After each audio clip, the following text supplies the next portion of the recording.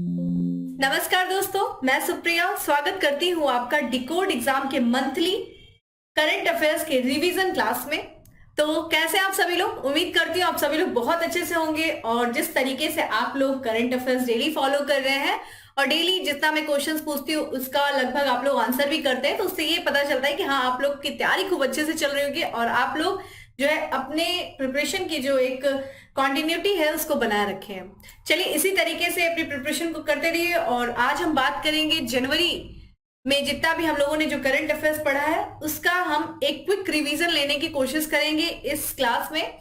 तो ये आज जो है जनवरी के जो करंट अफेयर्स उसकी रिवीजन सेशन है और मैं पूरी कोशिश करूंगी कि जितना हम लोगों ने करंट अफेयर्स जो पढ़ा है उसको इसी क्लास में रिवीजन कर ले। लेकिन फिर भी मैं आपसे ये कहना चाहूंगी कि आप डेली करंट अफेयर्स के क्लास को फॉलो करिए, वो ज्यादा आपके लिए बेनिफिशियल होगा, ठीक है। क्योंकि इसमें जो है ये क्विक रिवीजन की क्लास है, बहुत सारी चीजें इसमें बताना पॉसिबल नहीं होता है क्योंकि बहुत ही कम समय में बहुत सारी चीजें डिलीवर करना होता है। तो बहुत सारी इंपॉर्टेंट चीजें ऐसी रहती है जो आपको रेगुलर करंट अफेयर्स की क्लास में मिलती हैं। तो कोशिश करिए डेली करंट अफेयर्स की क्लास को फॉलो करने का और लास्ट में, मंथ के लास्ट में या जो नेक्स्ट मंथ रहता है उसके बिल्कुल फर्स्ट वीक में ये रिवीजन सेशन की क्लास आती है, इसको भी देखेंगे तो ये भी आपको काफी जो है हेल्प करेगी। तो चलिए सेशन से आप सभी लोग जुड़ जाइए भाई, शेयर वेयर करो, आप लोग थोड़ा लाइक वाइक करो, कमेंट करो। क्यों इतना सुस्त हो? मेरी एनर्जी तो देख रहे होगे ना, मेरी एनर्जी काफी ठीक है, तो आप लोग भी थोड़ा सा अपनी एनर्जी को दिखाइए और जल्दी से शेयर करिए सेशन को। और कहना चाहूंगी इसके पहले कि जल्दी से चैनल को सब्सक्राइब करिए और बेल आइकन को प्रेस करिए, इससे आपको चैनल से रिलेटेड हर क्लास के वीडियो का प्रॉपर नोटिफिकेशन मिलेगा और आपकी कोई भी क्लास मिस नहीं होगी। चलिए देर नहीं करते हैं और अपनी क्लास स्टार्ट करते हैं। और आज की क्लास में हमारा सबसे पहला क्वेश्चन है जो कि रिवीजन सेशन है। और देखिए क्वेश्चन बहुत ही अच्छा क्वेश्चन है ये कि बेंजामिन नेतन्याहू किस देश के प्रधानमंत्री के रूप में शपथ ली है? बेंजामिन नेतन्याहू, देखिए इनका हमारे वर्तमान जो प्रधानमंत्री नरेंद्र मोदी जी से काफी अच्छा एक गहराना दोस्ती वाला संबंध है, काफी अच्छे ये दोनों लोग मित्र हैं। और इन दोनों ही देशों का, भारत और जिस देश के ये प्रधानमंत्री बने हैं बेंजामिन नेतन्याहू, वो दोनों ही देश यानी कि भारत और ये काफी अच्छा इनका आपस में संबंध है। तो बताइए कौन सा ये, कहाँ के ये प्रधानमंत्री बने हैं? ऑप्शंस आप लोग देख रहे हैं, जल्दी से कमेंट बॉक्स में आंसर करिए। जो लोग रेगुलर फॉलो करते हैं सेशन वो तो बिल्कुल ही कर दीजिए। और बेंजामिन नेतन्याहू बहुत ही फेमस पर्सनालिटी है, ठीक है। करेक्ट आंसर इज ए है, वेरी गुड, काफी अच्छा आंसर आप लोग कर रहे हैं। इजराइल के ये प्रधानमंत्री बने, ध्यान रखिएगा इजराइल के ये प्रधानमंत्री जो बने हैं ये छठी बार प्रधानमंत्री बने हैं, ठीक है, छठवीं बार बने हैं, ठीक है। और ध्यान रखिएगा अगर हम बात करते हैं इजराइल की, देखिए वहां की जो कैपिटल है अगर इस तरीके से देखा जाए तो तल अवीव जो है वहां की कैपिटल है। लेकिन अभी तक देखिए जेरूसलम को भी अमेरिका ने मान्यता दी थी एज अ कैपिटल, ऑस्ट्रेलिया ने भी दिया था लेकिन किन्हीं कारणों से ऑस्ट्रेलिया ने वापस ले लिया। लेकिन अभी वर्तमान में तल अवीव जो है वो वहां की कैपिटल है और जेरूसलम को क्लेम करता है इजराइल। वही बात करें यहाँ के जो इन्होंने किसका स्थान लिया है बेंजामिन नेतन्याहू ने, तो ध्यान रखिएगा लापिड का, ठीक है, ध्यान रखिएगा यायार लापिड का इन्होंने स्थान लिया है, ठीक है। और अगर आपसे पूछ दिया जाए यरूशलेम की कैपिटल, यहाँ पे माफ करिएगा इजराइल की कैपिटल दोस्तों क्या है? शेकेल जो है वो यहाँ की करेंसी, माफ करिएगा इजरायली शेकेल, कैपिटल तो हम लोगों ने देखा तल अवीव है। और देखिए यहाँ की संसद, देखिए मोस्टली जब किसी कंट्री के बारे में पढ़ रहे होते हैं, वहां की नियुक्तियों के बारे में पढ़ रहे होते हैं तो कैपिटल करेंसी पूछता है और कभी कभी वहां की संसद के भी बारे में पूछ देता है कि इस देश की संसद का क्या नाम है, तो नेसेट जो है वो इस देश की संसद का नाम है, ठीक है। तो ये इजराइल से रिलेटेड है, ध्यान रखिएगा ये छठी बार प्रधानमंत्री बने हैं जिस कारण से इजराइल काफी इंपॉर्टेंट है। अब आपका वर्क है मैप देखना, थोड़ा सा इजराइल को उठाइए और देखिए कि मेडिटेरेनियन सी से लगा हुआ ये देश किन किन देशों से अपनी सीमा को साझा करता है, थोड़ा सा अच्छे से देख लीजिए इस मैप को। चलिए अगले प्रश्न की तरफ बढ़ते हैं और हमारा नेक्स्ट क्वेश्चन है कि हाल ही में किस संस्था के द्वारा विश्व आर्थिक आउटलुक जारी किया गया है, ठीक है। तो ये वर्ल्ड इकोनॉमिक आउटलुक जो जारी किया गया है किस संस्था के द्वारा जारी किया गया है? ऑप्शन देख रहे हैं, विश्व बैंक है, आईएमएफ है, नॉट आईएमजी नहीं है बच्चा, आईएमएफ है, ठीक है, इंटरनेशनल मॉनेटरी फंड है, अंकटाड है या फिर डब्ल्यूटीओ है।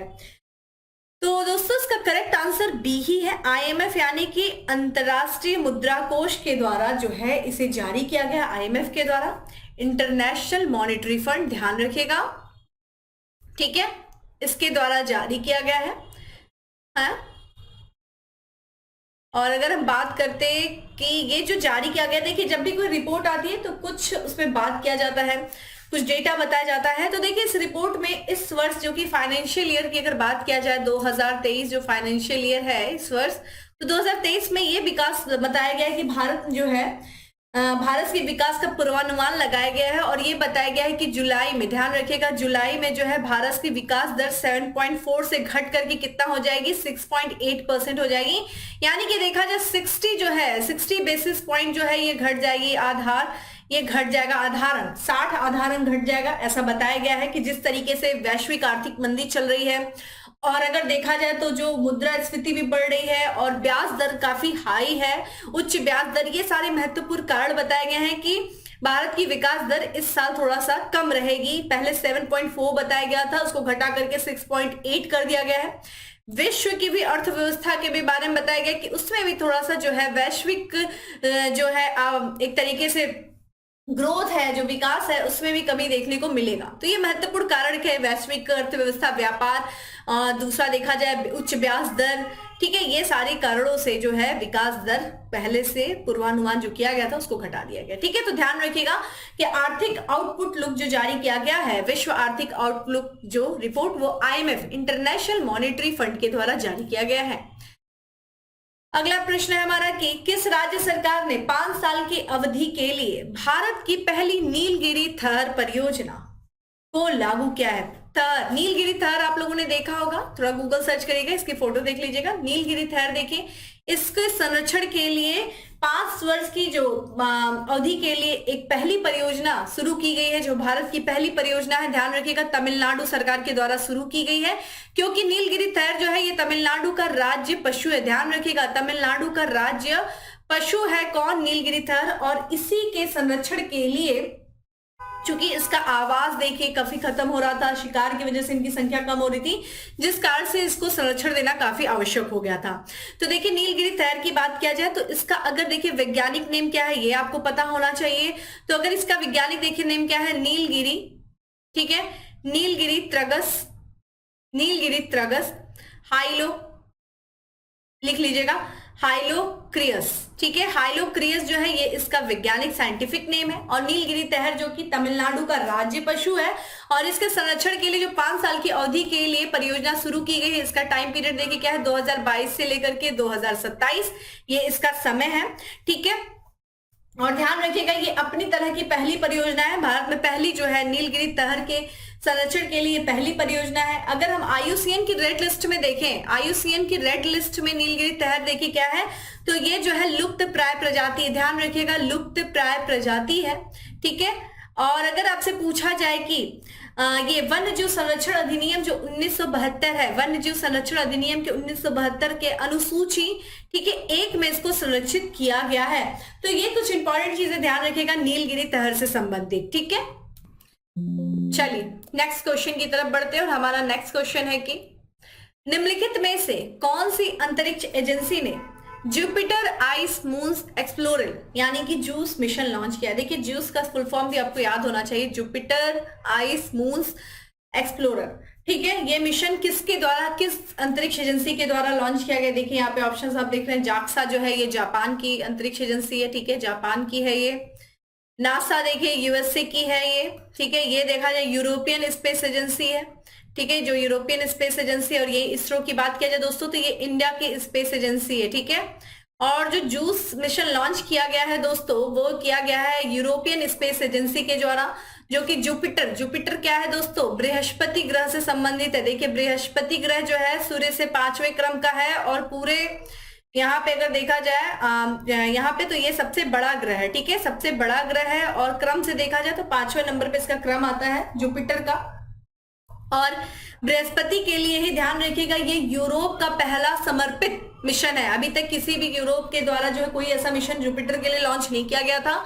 और जूस मिशन जो है ये बृहस्पति ग्रह से संबंधित पहला यूरोपियन जो है रोबोटिक मिशन है, इसके बारे में ध्यान रखिएगा। और अगर हम बात करें बृहस्पति, देखिए ये बृहस्पति के जो चंद्रमा है, ध्यान रखिएगा क्या नाम है, गैनीमेड। ठीक है। गैनीमेड जो है ये बृहस्पति का चंद्रमा, इवन पूरे जो है देखा जाए पूरे जो सौर मंडल है उसका सबसे बड़ा जो चंद्रमा है वो बृहस्पति का ही चंद्रमा गैनीमेड है। सर्वाधिक चंद्रमा देखिए इस समय किसके, शनि ग्रह के हैं, और सबसे बड़ा चंद्रमा जो है वो बृहस्पति का है, गैनीमेड है। और ये जो है इसके चंद्रमा का ही पूरा ये अध्ययन करेगा ये जूश मिशन, जो कि संबंधित है यूरोपियन स्पेस एजेंसी से। तो ये थोड़ा सा आप लोग डेटा याद रखिएगा, समझे। चलिए अगले प्रश्न की तरफ बढ़ते हैं, और हमारा अगला प्रश्न है कि निम्नलिखित में से किस मंत्रालय ने प्रज्वला चैलेंज शुरू किया है। देखिए ये चैलेंज है प्रज्वला चैलेंज, और ये किस मंत्रालय के द्वारा शुरू किया गया है। ग्रामीण विकास मंत्रालय, सहकारिता मंत्रालय, गृह मंत्रालय या फिर पर्यटन मंत्रालय। ऑप्शंस दोस्तों आप देख ही रहे हैं। प्रज्वला चैलेंज जो शुरू किया गया है वो ध्यान रखिएगा ग्रामीण विकास मंत्रालय के द्वारा शुरू किया गया है। ठीक है, ग्रामीण विकास मंत्रालय ने प्रज्वला चैलेंज शुरू किया है। अब इंपॉर्टेंट ये है जानना कि प्रज्वला चैलेंज क्यों शुरू किया गया है, उद्देश्य क्या है। तो आप लोगों ने पहले भी सुना होगा, एक योजना है दीनदयाल अंत्योदय योजना। ठीक है, ध्यान रखिएगा दीनदयाल अंत्योदय योजना, मैं बोलती जा रही हूँ, लिखते जाइए। अंत्योदय योजना और राष्ट्रीय ग्रामीण आजीविका मिशन, ठीक है, उन्हीं दोनों मिशन के लिए इस प्रज्वला योजना को शुरू किया गया है सरकार के द्वारा। किस मंत्रालय द्वारा, ग्रामीण विकास मंत्रालय द्वारा। और ध्यान रखिएगा ये एक तरीके से जो ग्रामीण अर्थव्यवस्था है उसको बढ़ाने के लिए एक तरीके से चैलेंज होगा लोगों के सामने, कि लोग अपने विचारों को आकर के बताएंगे कि क्या क्या मतलब विचार है कि किस तरीके से ग्रामीण अर्थव्यवस्था को बढ़ाया जा सके।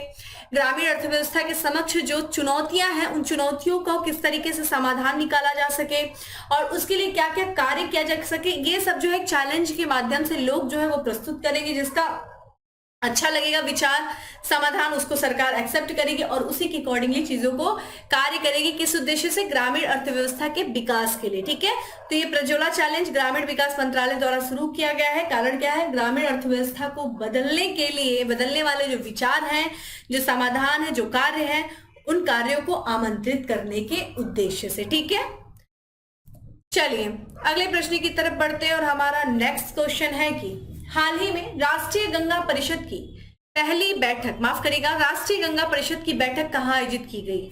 तो देखिए राष्ट्रीय गंगा परिषद की जो बैठक आयोजित की गई है कोलकाता में, वाराणसी में, हरिद्वार में या फिर पटना में। दोस्तों करेक्ट आंसर इज ए है। पश्चिम बंगाल की जो राजधानी है कोलकाता, वहां जो है इस साल राष्ट्रीय गंगा परिषद की बैठक आयोजित की गई है। ठीक है, इतना काफी इसके बारे में। आइए बात करते हैं अगले प्रश्न की। अगला प्रश्न है हमारा कि हाल ही में जारी एक रिपोर्ट के अनुसार किस राज्य का राज्य सूचना आयोग का प्रदर्शन सबसे खराब है।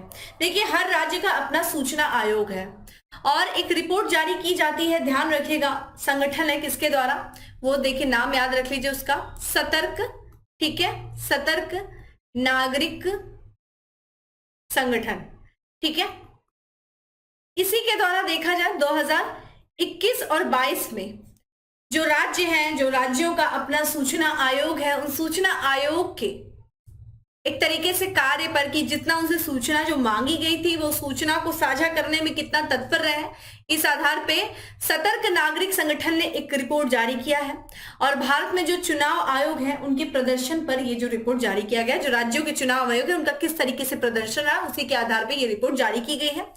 और इसमें यह बताया गया है कि जो तमिलनाडु का राज्य सूचना आयोग है वो सूचना को साझा करने में या फिर मांगी गई जानकारी को साझा करने में उसका सबसे खराब प्रदर्शन देखने को मिला है। ठीक है, तो तमिलनाडु। वहीं दूसरे स्थान पे अगर आपसे पूछा जाए तो महाराष्ट्र। ठीक है, तो यहाँ पे जो तमिलनाडु का राज्य सूचना आयोग था उसका प्रदर्शन सबसे ज्यादा खराब है। किसके, कौन से मामले में, तो मांगी गई सूचना को साझा करने के आधार पे ये रिपोर्ट सतर्क नागरिक संगठन के द्वारा जारी किया गया था। तमिलनाडु। दूसरे नंबर पे देखिए महाराष्ट्र का स्थान आता है। ठीक है, अगला प्रश्न है दोस्तों कि निम्नलिखित में से कौन सा राज्य खेलो इंडिया यूथ गेम 2022 पुरुष अंडर 18 खिताब जीता है। देखिए इस साल का जो खेलो इंडिया यूथ गेम का आयोजन किया जा रहा है दोस्तों मध्य प्रदेश में किया जा रहा है, और पुरुष अंडर 18 का खिताब जो जीता है वो ध्यान रखिएगा मध्य प्रदेश ने जीता है, क्वालिफाई किया है। इसके बारे में देखिए अभी क्लास भी चल रही है, खेलो इंडिया यूथ गेम भी स्टार्ट हो गया मध्य प्रदेश में। और देखा जाए टीटी जो वहां पे स्टेडियम है ठीक है, टाटा टोपेन स्टेडियम है, वहां पे इस गेम की शुरुआत की गई थी इंदौर में, और वहां पे ध्यान रखेगा थोड़ा सा जो है अभी स्टार्ट हुआ है वो गेम, अभी देखते हैं आगे क्या उसका परिणाम आता है। फिलहाल ये ध्यान रखेगा जो खेलो इंडिया यूथ गेम 2022 पुरुष अंडर 18 का खिताब जीता था मध्य प्रदेश ने। ठीक है, इस बार 5वां संस्करण हो रहा है खेलो इंडिया यूथ गेम का, ध्यान रखिएगा 5वां संस्करण है। ठीक है, मध्य प्रदेश में हो रहा है। इसके पहले वाला 4था संस्करण जो हुआ था वो हुआ था हरियाणा में। ठीक है, आइए अगले प्रश्न की तरफ बढ़ते हैं और हमारा नेक्स्ट क्वेश्चन है कि निम्नलिखित में से परमाणु ऊर्जा नियामक बोर्ड का अध्यक्ष नियुक्त किया गया है, किसे नियुक्त किया गया है? देखिए इस तरह के जो बोर्ड होते हैं उसके अध्यक्ष जो होते हैं वो पूछे जाते हैं हमारे एग्जाम में, और नियुक्तियों से रिलेटेड क्वेश्चन तो पूछे जाते हैं। तो यहाँ पे परमाणु ऊर्जा नियामक बोर्ड का तो अध्यक्ष चुना गया है, वो आपसे पूछ रहा है कौन चुना गया भाई? तो ये ध्यान रखिएगा दिनेश कुमार शुक्ला जी को चुना गया है। ठीक है, दिनेश कुमार शुक्ला जी हैं, वो परमाणु ऊर्जा नियामक बोर्ड के अध्यक्ष हैं। अगर हम बात करें परमाणु ऊर्जा संगठन की या फिर इस बोर्ड का जो गठन दोस्तों हुआ था वो देख लीजिए कब हुआ था, थोड़ा सा लिख लीजिए नाम। तो 15 नवंबर को हुआ था। कौन से ईयर में हुआ था दोस्तों? 1983 में किया गया था यहाँ पे परमाणु ऊर्जा नियामक बोर्ड का गठन किया गया था, राष्ट्रपति जी के द्वारा किया गया था। ठीक है, किस अधिनियम के तहत, किस एक्ट के तहत? तो ध्यान रखिएगा परमाणु ऊर्जा, ठीक है, अधिनियम 1962। ठीक है, उसी अधिनियम के तहत जो है परमाणु ऊर्जा नियामक बोर्ड का गठन 1983 में किया गया था 15 नवंबर को। और अगर आपसे पूछ दे इसका हेडक्वार्टर दोस्तों, इसका हेडक्वार्टर अगर आपसे पूछ दे कहाँ है तो मुंबई है। ठीक है, मुंबई जो है वो इसका हेडक्वार्टर है। ठीक है, ये चीज ध्यान रखिएगा। आइए अब बात करते हैं हम लोग अगले प्रश्न की, और हमारा नेक्स्ट क्वेश्चन है दोस्तों की केंद्र सरकार ने किस राज्य की कलसा बंदुरी पेयजल परियोजना को मंजूरी दी है? देखिए कलसा बंदुरी ये जो है ये एक नहर है। ठीक है, ये नहरें हैं और ये जो है संबंधित पेयजल परियोजना है, उसको मंजूरी दिया गया है केंद्र सरकार के द्वारा। किस राज्य की ये है कलसा बंदुरी पेयजल परियोजना? तमिलनाडु की है, पश्चिम बंगाल की, कर्नाटक या फिर केरल? तो यहाँ पे दोस्तों जो करेक्ट आंसर है वो है कर्नाटक की। ठीक है, कर्नाटक की है, और कर्नाटक की सरकार ने जो है काफी दिनों से ये था अनुमति मांग रहा था केंद्र सरकार से, और उसकी परमिशन दी है केंद्र सरकार ने। अगर इस परियोजना की दोस्तों बात किया जाए तो देखिए ये एक नदी है जिसका नाम है महादई नदी। ठीक है, ध्यान रखिएगा महादई नदी। ठीक है, इसको देखिए अन्य नाम से भी जाना जाता है, मंडोवी नदी के भी नाम से जाना जाता है। तो महानदी का जो पानी है उसको ये जो कलसा और बंदूरी जो नहरें हैं उनसे क्या किया जाएगा? मालप्रभा नदी में मोड़ा जाएगा। ठीक है, मालप्रभा नदी, महादई नदी के पानी को मालप्रभा नदी में मोड़ा जाएगा। किसके माध्यम से? ये जो कलसा बंदुरी जो नहरें हैं इनके माध्यम से। क्यों भाई, किस उद्देश्य के लिए? तो ध्यान रखिएगा उत्तर जो कर्नाटक है, उत्तरी कर्नाटक है, उसमें 13 जिले जो कि किससे प्रभावित है? सूखा से प्रभावित है। ठीक है, 13 शहर जो है, शहरों में जो सूखा से प्रभावित है, उन सूखा प्रभावित क्षेत्रों में क्या करना? पानी की सुविधा, पीने के पानी की सुविधा को प्रदान करना। ठीक है, तो ध्यान रखिएगा जो उत्तरी कर्नाटक के जो 13 जिले हैं, जो काफी 13 जो शहर हैं जो काफी सूखा प्रभावित है, इन शहरों को पीने के पानी को उपलब्ध कराना, यही कलसा बंदुरी पेयजल परियोजना है। महानदी ध्यान रखिएगा, मालप्रभा नदी के बारे में ध्यान रखिएगा, कर्नाटक से संबंधित ये परियोजना है। तो ये आपके लिए इंपॉर्टेंट हो जाता है महादई नदी, जिसको हम मंडोवी नदी के भी नाम से जानते हैं, और इसके पानी को मोड़ा जाएगा किसमें दोस्तों? जो है मालप्रभा नदी में। ठीक है, ये चीज ध्यान रखिएगा। आइए अगले प्रश्न की तरफ बढ़ते हैं, और हमारा नेक्स्ट क्वेश्चन है कि हाल ही में कौन से देश ने यूरो को अपनी करेंसी के रूप में अपना लिया है? यूरो देखिए अभी हाल फिलहाल में चर्चा में है, तो यूरोपियन यूनियन की करेंसी, यूरोपियन यूनियन से संबंधित जो 27 देश हैं उसमें से देखा जाए कुछ देशों को छोड़ करके बाकी सभी देश जो है वो यूरोपियन यूनियन की करेंसी यानी कि यूरो को अपनी ऑफिशियल करेंसी के रूप में अपनाए हैं। ऑप्शंस आप देख रहे हैं कि हाल फिलहाल में कौन सा ये देश है? डेनमार्क है, लाटविया है, क्रोएशिया या फिर ग्रीस है।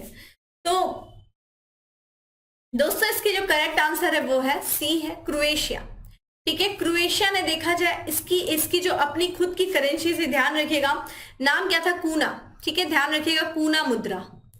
कूना मुद्रा जो थी वो क्रोएशिया की करेंसी थी, और इस कूना मुद्रा को इसने त्याग करके यूरोपियन जो है करेंसी यूरो को अपना लिया। ध्यान रखिएगा ये यूरोपियन यूनियन का मेंबर है और यूरो को अपनाने वाला ये 20वां देश है। ठीक है, 27 मेंबर्स हैं लेकिन ये 20वां सदस्य है जिसने यूरो को अपनाया है। टोटल 27 मेंबर्स हैं। ठीक है, ये चीज ध्यान रखिएगा, क्रोएशिया।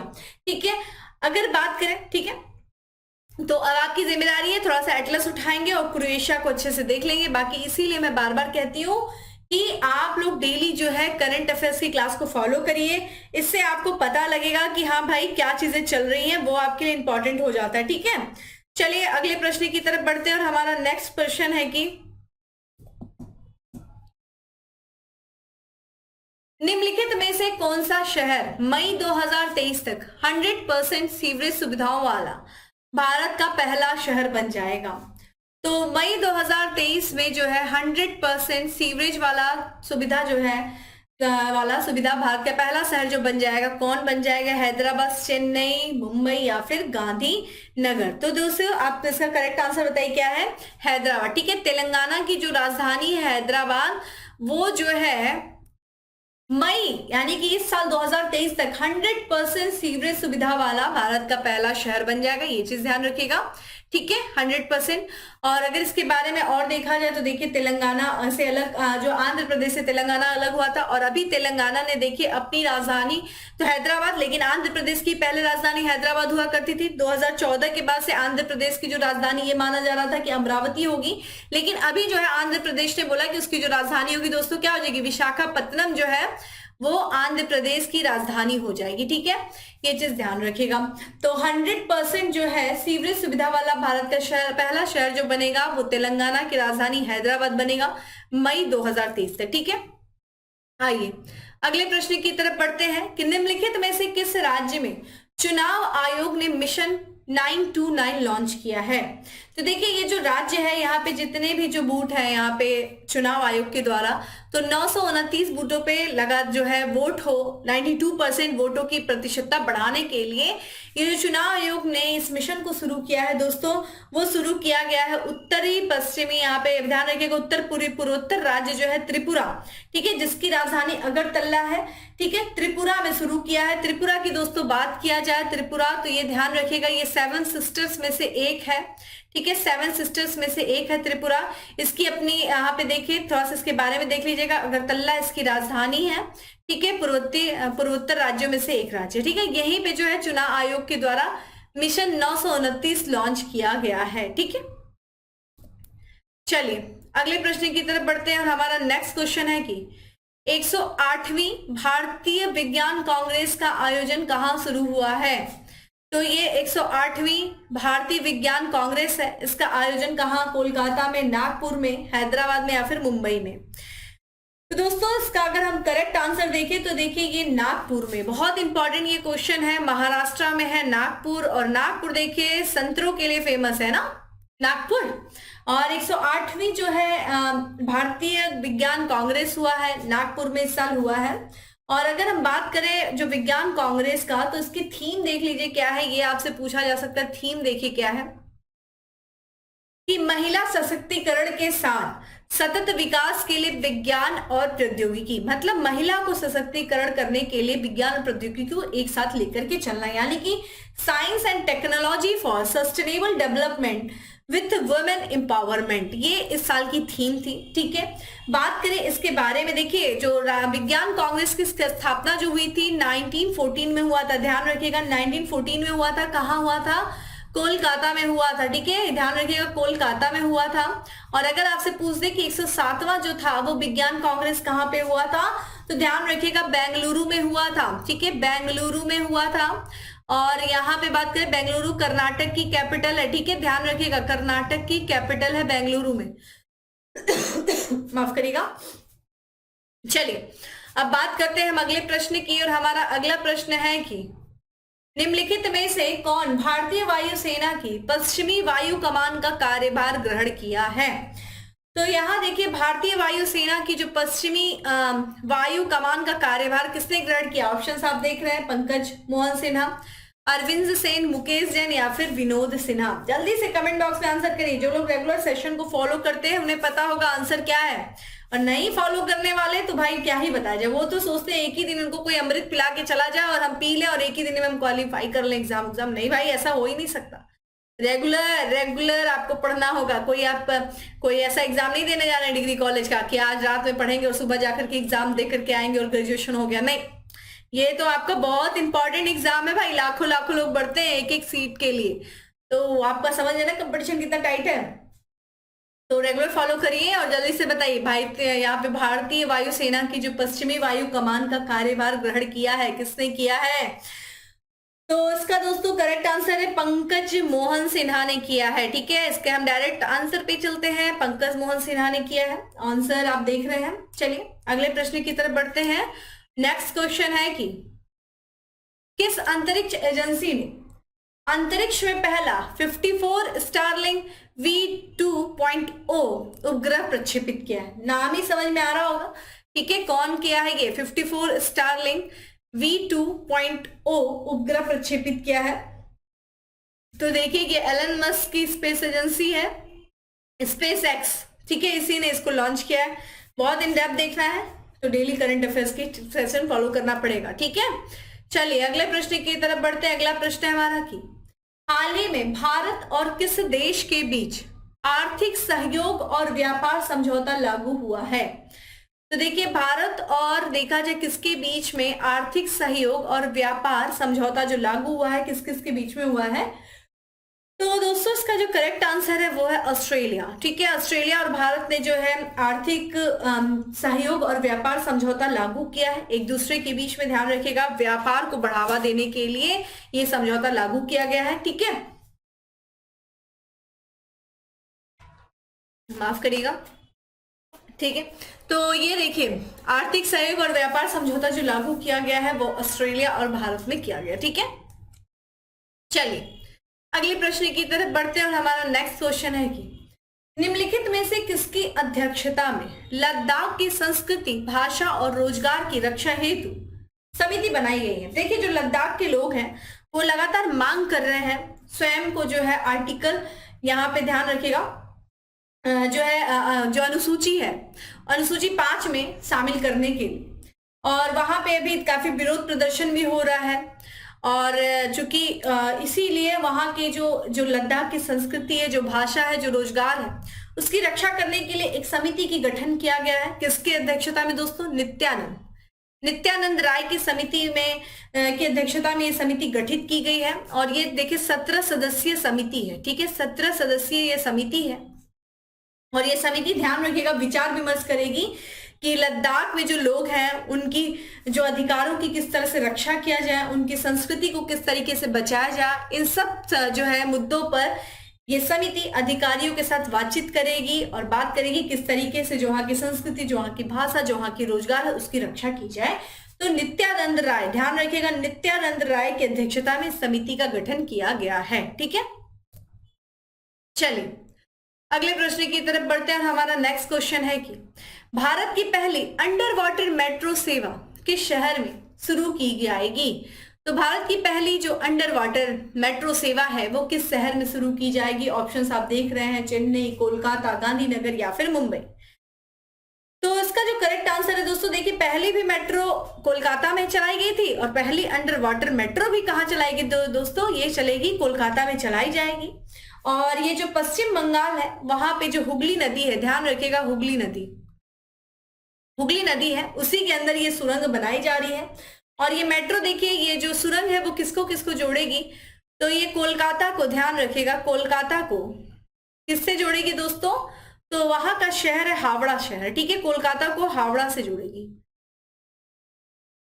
ठीक है, वही बात करें, ये जो वहां का, ये किसके द्वारा इसका निर्माण किया जाता है? तो कोलकाता रेल मेट्रो जो है, कोलकाता मेट्रो रेल कॉर्पोरेशन है, उसके द्वारा ये पूरा निर्माण कार्य किया जा रहा है। और उसी ने बताया है कि इस साल के अंत तक, यानी कि दिसंबर 2023 तक जो अंडर वाटर सुरंग है, जो कि किसके जो है किस नदी के अंदर बन रहा है? हुगली नदी के तहत बन रहा है, वो इस साल काम जो है पूरा हो जाएगा और इस साल से जो है ये शुरू कर दी जाएगी, ये अंडर वाटर जो है मेट्रो, जो कि देश की, ध्यान रखेगा, सबसे पहली अंडर वाटर मेट्रो सेवा है। कहाँ दोस्तों? कोलकाता में। ठीक है, चलिए अगले प्रश्न की तरफ बढ़ते हैं और हमारा नेक्स्ट क्वेश्चन है कि चुनाव आयोग ने मैथिली ठाकुर को किस राज्य का स्टेट आइकन नियुक्त किया है?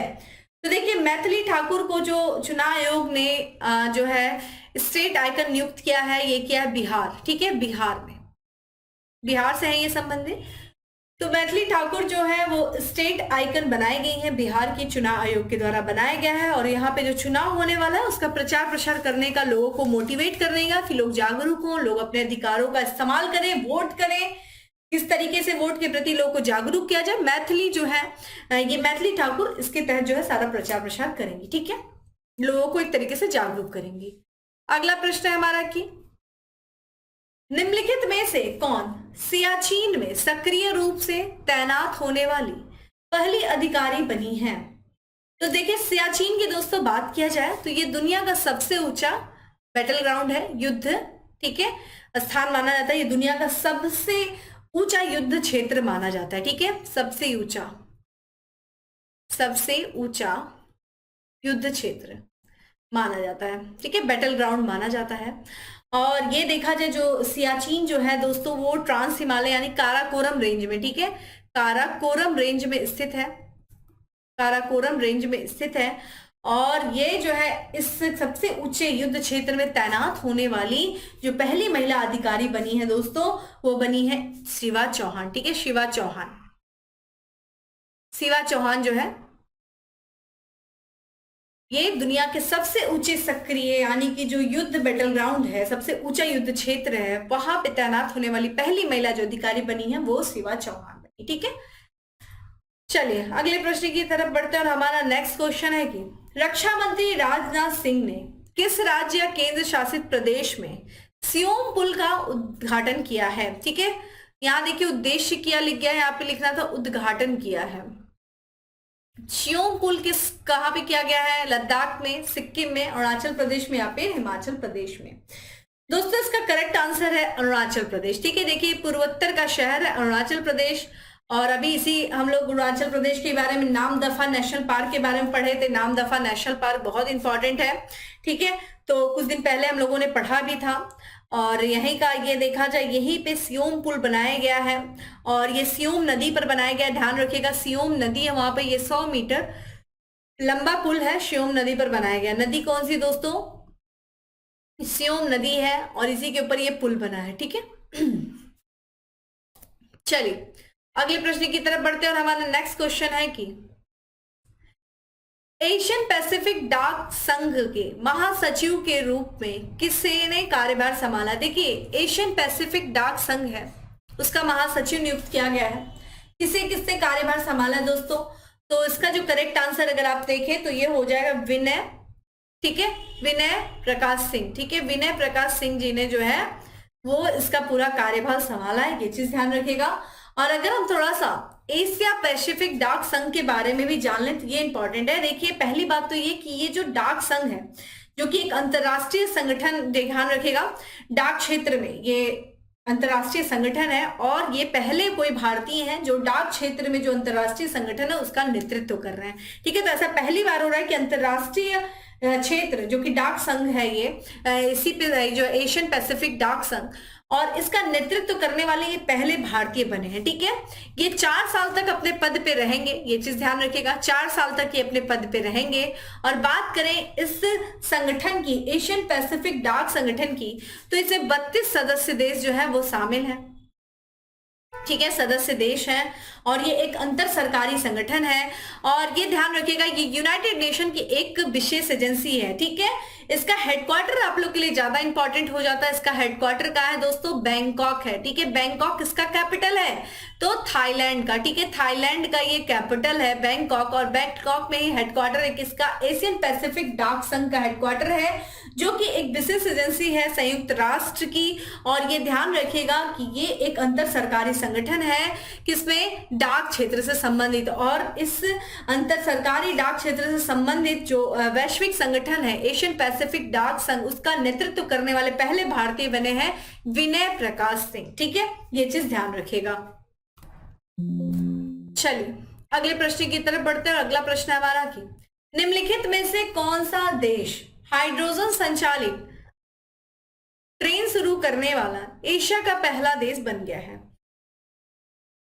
देखिए, हाइड्रोजन से चलने वाली ट्रेनों को क्या कहा जाता है दोस्तों? सबसे पहले तो ये जान लीजिए, हाइड्रल्स कहा जाता है। ठीक है, हाइड्रल्स कहा जाता है जो हाइड्रोजन से चलने वाली ट्रेन होती है।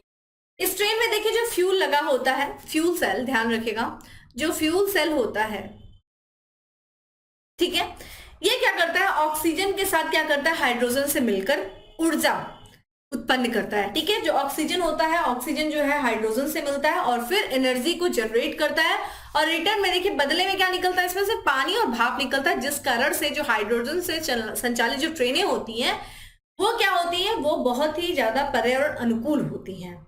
और यहाँ पे ये एशिया का पहला देश पूछा, ध्यान रखिएगा, दुनिया का पहला देश नहीं, एशिया का पहला देश जो बन गया है वो चीन बन गया है। चीन ने जो है ये सबसे एशिया में सबसे पहला ऐसा देश है जिसने हाइड्रो संचालित ट्रेन शुरू किया है। तब दुनिया का प्रश्न उठ जाता है, दुनिया में, तो दुनिया में ध्यान रखिएगा, विश्व में पहला जो देश रहा है वो जर्मनी रहा है, जिसने हाइड्रोजन से संचालित ट्रेन की शुरुआत की थी, पिछले ही साल शुरू किया था। और इस यहाँ पे जो है ये ट्रेन का जो निर्माण किया गया था, एक फ्रांसीसी कंपनी है, ध्यान रखिएगा, फ्रांसीसी कंपनी है जिसका नाम आप लोग के लिए इंपॉर्टेंट है। क्या नाम है दोस्तों? ये आपका देखा जाए तो एल्स्टॉम। ठीक है, एल्स्टॉम जो कंपनी है उसी के द्वारा इस ट्रेन का निर्माण किया गया था, और दुनिया की पहली जो है हाइड्रोजन संचालित ट्रेन की शुरुआत जो किया गया वो जर्मनी ने किया था। और अगर एशिया में पूछा जाए तो वो देश कौन सा हो गया दोस्तों? चीन। हाइड्रोजन से चलने वाली ट्रेन को हाइड्रल्स कहा जाता है। इसमें फ्यूल सेल होता है जो कि ऑक्सीजन और जो हाइड्रोजन मिल करके एनर्जी को जनरेट करते हैं और रिटर्न में भाप और पानी, ठीक है, वही देते हैं रिटर्न में। ठीक है, चलिए आगे चलते हैं और अगला प्रश्न है हमारा कि राष्ट्रपति श्रीमती द्रौपदी मुर्मू ने किस राज्य में संविधान पार्क का उद्घाटन किया? तो संविधान पार्क का उद्घाटन जो है राष्ट्रपति जी ने किस राज्य में किया है? ऑप्शंस आप देख रहे हैं, राजस्थान, उड़ीसा, गुजरात या फिर उत्तराखंड। ठीक है, तो देखिए ये जो करेक्ट आंसर है वो है राजस्थान।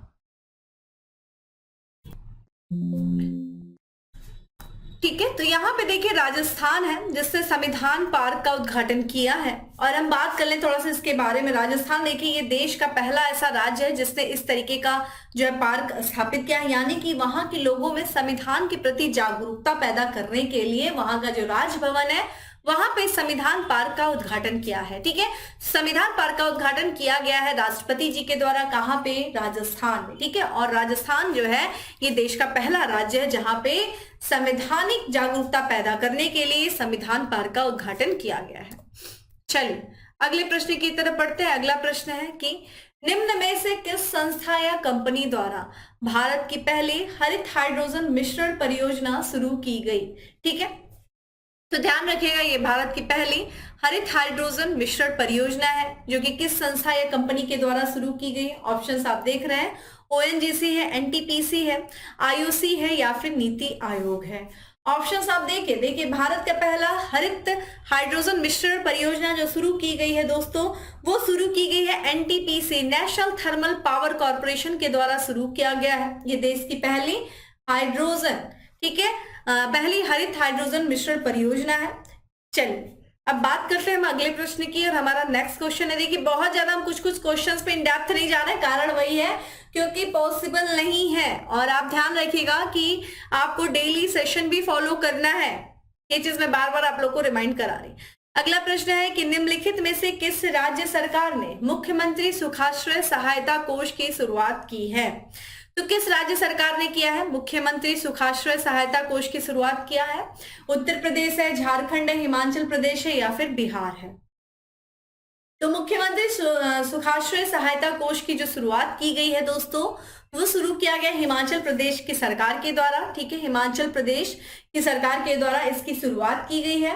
और अगर हम इसके बारे में देखें कि क्या है ये कोष, उद्देश्य बेसिकली क्या है, तो ध्यान रखिएगा जो राज्य के जो जरूरतमंद बच्चे हैं और जो निराश्रित महिलाएं हैं जिनका कोई आश्रय नहीं है, उनको सरकार की तरफ से जो है उच्च शिक्षा की सुविधा दी जाएगी। ठीक है, उच्च शिक्षा की सुविधा दी जाएगी राज्य के सरकार की तरफ से, यानी कि जो बच्चे ऐसे बच्चे हैं जिनका कोई भी, जो अनाथ बच्चे हैं, जो जरूरतमंद बच्चे हैं, उनको क्या किया जाएगा कि ऐसे कौशल विकास जो है शिक्षा होती है, जो उच्च शिक्षा होती है, जो व्यावसायिक प्रशिक्षण होता है, उस पर जो कुछ भी जो खर्च आएगा वो राज्य के द्वारा वहन किया जाएगा। और इन बच्चों को आर्थिक रूप से सशक्त करने का प्रयास किया गया है।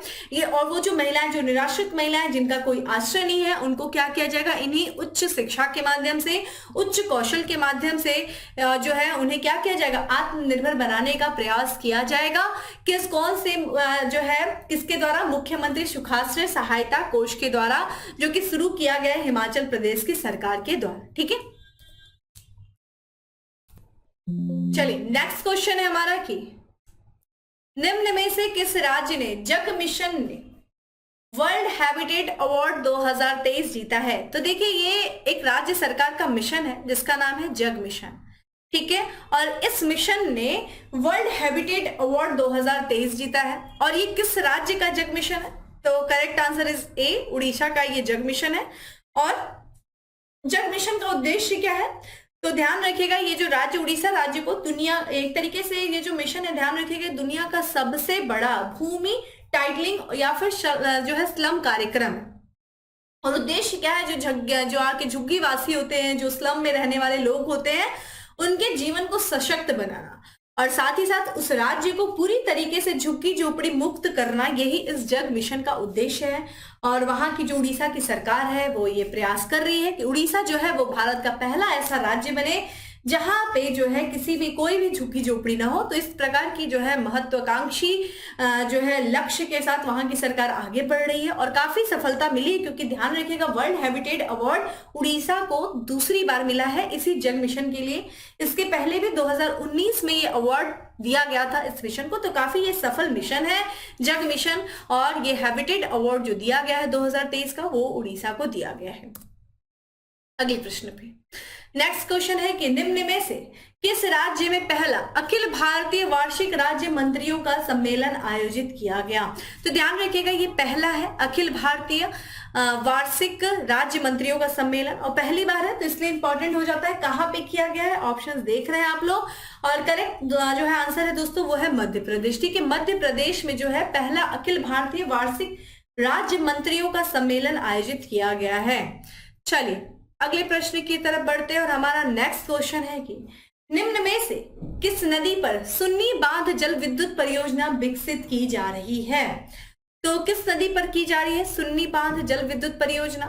ठीक है, किस नदी पर, तो देखिए ये ऐसी जो परियोजनाएं रहती हैं तो बहुत चर्चा में रहती हैं, और इसका जो करेक्ट आंसर है दोस्तों वो है सतलुज नदी पर। ठीक है, सतलुज नदी पर जो है ये सुन्नी बांध जल विद्युत परियोजना विकसित की जा रही है।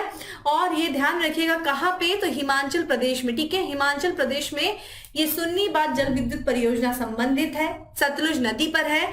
और इसका देखा जाए क्षमता 382 मेगावाट की ये क्षमता वाली परियोजना है। वही बात किया जाए सतलुज नदी पर एक और भी परियोजना है, ध्यान रखिएगा लुहरी स्टेज 1। ठीक है, लुहरी स्टेज 1 जो है वो अगली जो है परियोजना है जो कि सतलुज नदी पर है। वहीं दूसरी परियोजना की बात किया जाए जो कि देखिए व्यास नदी पर भी एक परियोजना है, वो भी ध्यान रखिएगा धौला सिद्ध परियोजना। ठीक है, धौला सिद्ध जो परियोजना है वो किस पे है दोस्तों, व्यास नदी पर है, जो कि ये भी चर्चा में था। तो सतलुज नदी पर दो परियोजना, सुन्नी बांध जल विद्युत परियोजना, लोहरी स्टेज 1 हिमाचल प्रदेश से संबंधित है ये परियोजना, ये चीज ध्यान रखिएगा। चलिए अगले प्रश्न की तरफ बढ़ते हैं और हमारा नेक्स्ट क्वेश्चन है कि किस राज्य सरकार ने 6 यूए यानी कि यूनाइटेड अरब अमीरात आधारित कंपनियों के साथ 18,590 करोड़ रुपए के पर हस्ताक्षर किए हैं। तो यूएई आधारित कंपनियां हैं, ठीक है, 6 कंपनी है और उनके साथ जो है 18,590 करोड़ रुपए के पर जो है हस्ताक्षर किया गया है। कौन से है ये राज्य सरकार, उत्तर प्रदेश, नई दिल्ली, गुजरात या फिर बिहार। तो दोस्तों इसका जो करेक्ट आंसर है वो है जो है उत्तर प्रदेश, इसलिए अपने आप में इंपॉर्टेंट हो जाता है, तो इसको ध्यान रखिएगा। चलिए अगले प्रश्न की तरफ बढ़ते हैं और हमारा अगला प्रश्न है कि निम्नलिखित में से किस राज्य या केंद्र शासित प्रदेश में G20 की पहली बैठक होगी। ठीक है, तो देखिए G20 की जो पहली बैठक हो चुकी है, क्योंकि जनवरी की बात कर रहे हैं, और किस राज्य में हुई थी दोस्तों, तो ये हुई थी पुडुचेरी। ठीक है, ये केंद्र शासित प्रदेश पुडुचेरी में हुई थी। देखिए बहुत सारी जो ध्यान रखिएगा, हम चूंकि भारत जो है वो 2023 में G20 की अध्यक्षता कर रहा है 2023 में। ठीक है, G20 की अध्यक्षता कर रहा है और इसी के अंतर्गत यानी कि G20 विभिन्न जो है कार्यक्रम हो रहे हैं और G20 कार्यक्रम जो है देश के विभिन्न हिस्सों में अलग अलग सेगमेंट के तहत किए जा रहे हैं। ठीक है, अलग अलग, जैसे कि अभी हम लोगों ने देखा कि G20 की जो पहली बैठक पुडुचेरी में हुई जा रही है, वहीं देखा जाए जो वित्तीय समावेशन यानी कि फाइनेंशियल इंक्लूजन के लिए जो वैश्विक साझेदारी पर पहली बैठक होगी दोस्तों, वो कोलकाता में होगी। ध्यान रखिएगा, कोलकाता में जो हो रही है वो वित्तीय समावेशन से संबंधित हो रही है। इसी तरीके से बात करें तिरुवनंतपुरम, तो देश की जितनी राजधानी राज्य उनकी राजधानी है कोलकाता, देखिए पश्चिम बंगाल में। केरल की राजधानी तिरुवनंतपुरम में बात किया जाए तो कौन सा मीटिंग होगा, तो स्वास्थ्य पर एक कार्य समूह की बैठक जो होगी वो तिरुवनंतपुरम में होगी। उसी तरीके से तमिलनाडु की जो राजधानी है चेन्नई, तो चेन्नई में देखिए क्या होगा, शिक्षा पर पहली बैठक आयोजित की जाएगी। उसी तरीके से गुवाहाटी, असम की जो राजधानी है गुवाहाटी, वहां पे जो है पहली अस्थायी वित्तीय बैठक होगी। उसी तरीके से चंडीगढ़ की बात किया जाए जो कि हरियाणा और पंजाब का कैपिटल चंडीगढ़ है, वहां पे पहली वित्तीय वास्तुकार, ध्यान रखिएगा, वित्तीय वास्तुकार जो बैठक है वो आयोजित की जाएगी। तो ये कुछ जो है यानी कि G20 कार्यक्रम के अंतर्गत विभिन्न विभिन्न जगहों पर अलग अलग सेगमेंट के तहत बैठक की जा रही है। ये कुछ शहर हैं जिनके नाम है मैंने आपको बताया, लिख लीजिए। और बहुत इंपॉर्टेंट है, कहीं से भी कुछ भी जो है प्रश्न पूछा जा सकता है। इसी तरीके से जो शेरपा की पहली बैठक हुई है G20 के अंतर्गत, वो उदयपुर में हुई है, जिसकी अध्यक्षता जो है कौन शेरपा है भारत की तरफ से, अमिताभ कांत है, जो कि पूर्व नीति आयोग के CEO रह चुके हैं। तो ये थोड़ा सा चीजों को ध्यान रखिएगा। ठीक है, चलिए भाई अगले प्रश्न की तरफ बढ़ते हैं और हमारा नेक्स्ट क्वेश्चन है कि भारत किस वर्ष तक कालाजार को खत्म करने के लिए प्रतिबद्ध है। कालाजार, ठीक है, कालाजार के बारे में भी हम लोग थोड़ा सा पढ़ लेंगे। और 2023 बताया गया है कि इस साल के अंत तक जो है कालाजार को खत्म करने के लिए भारत प्रतिबद्ध बताया गया है। और अगर हम कालाजार के बारे में दोस्तों बात करें तो इसके बारे में देखिए, ये परजीवी से फैलने वाला ये बीमारी है। परजीवी कौन सा दोस्तों, तो लिशमेनिया। ठीक है, लिशमेनिया परजीवी है जो कि वाहक है कौन सा, बलुआ मक्खी। ठीक है, बालू मक्खी, सैंड फ्लाई।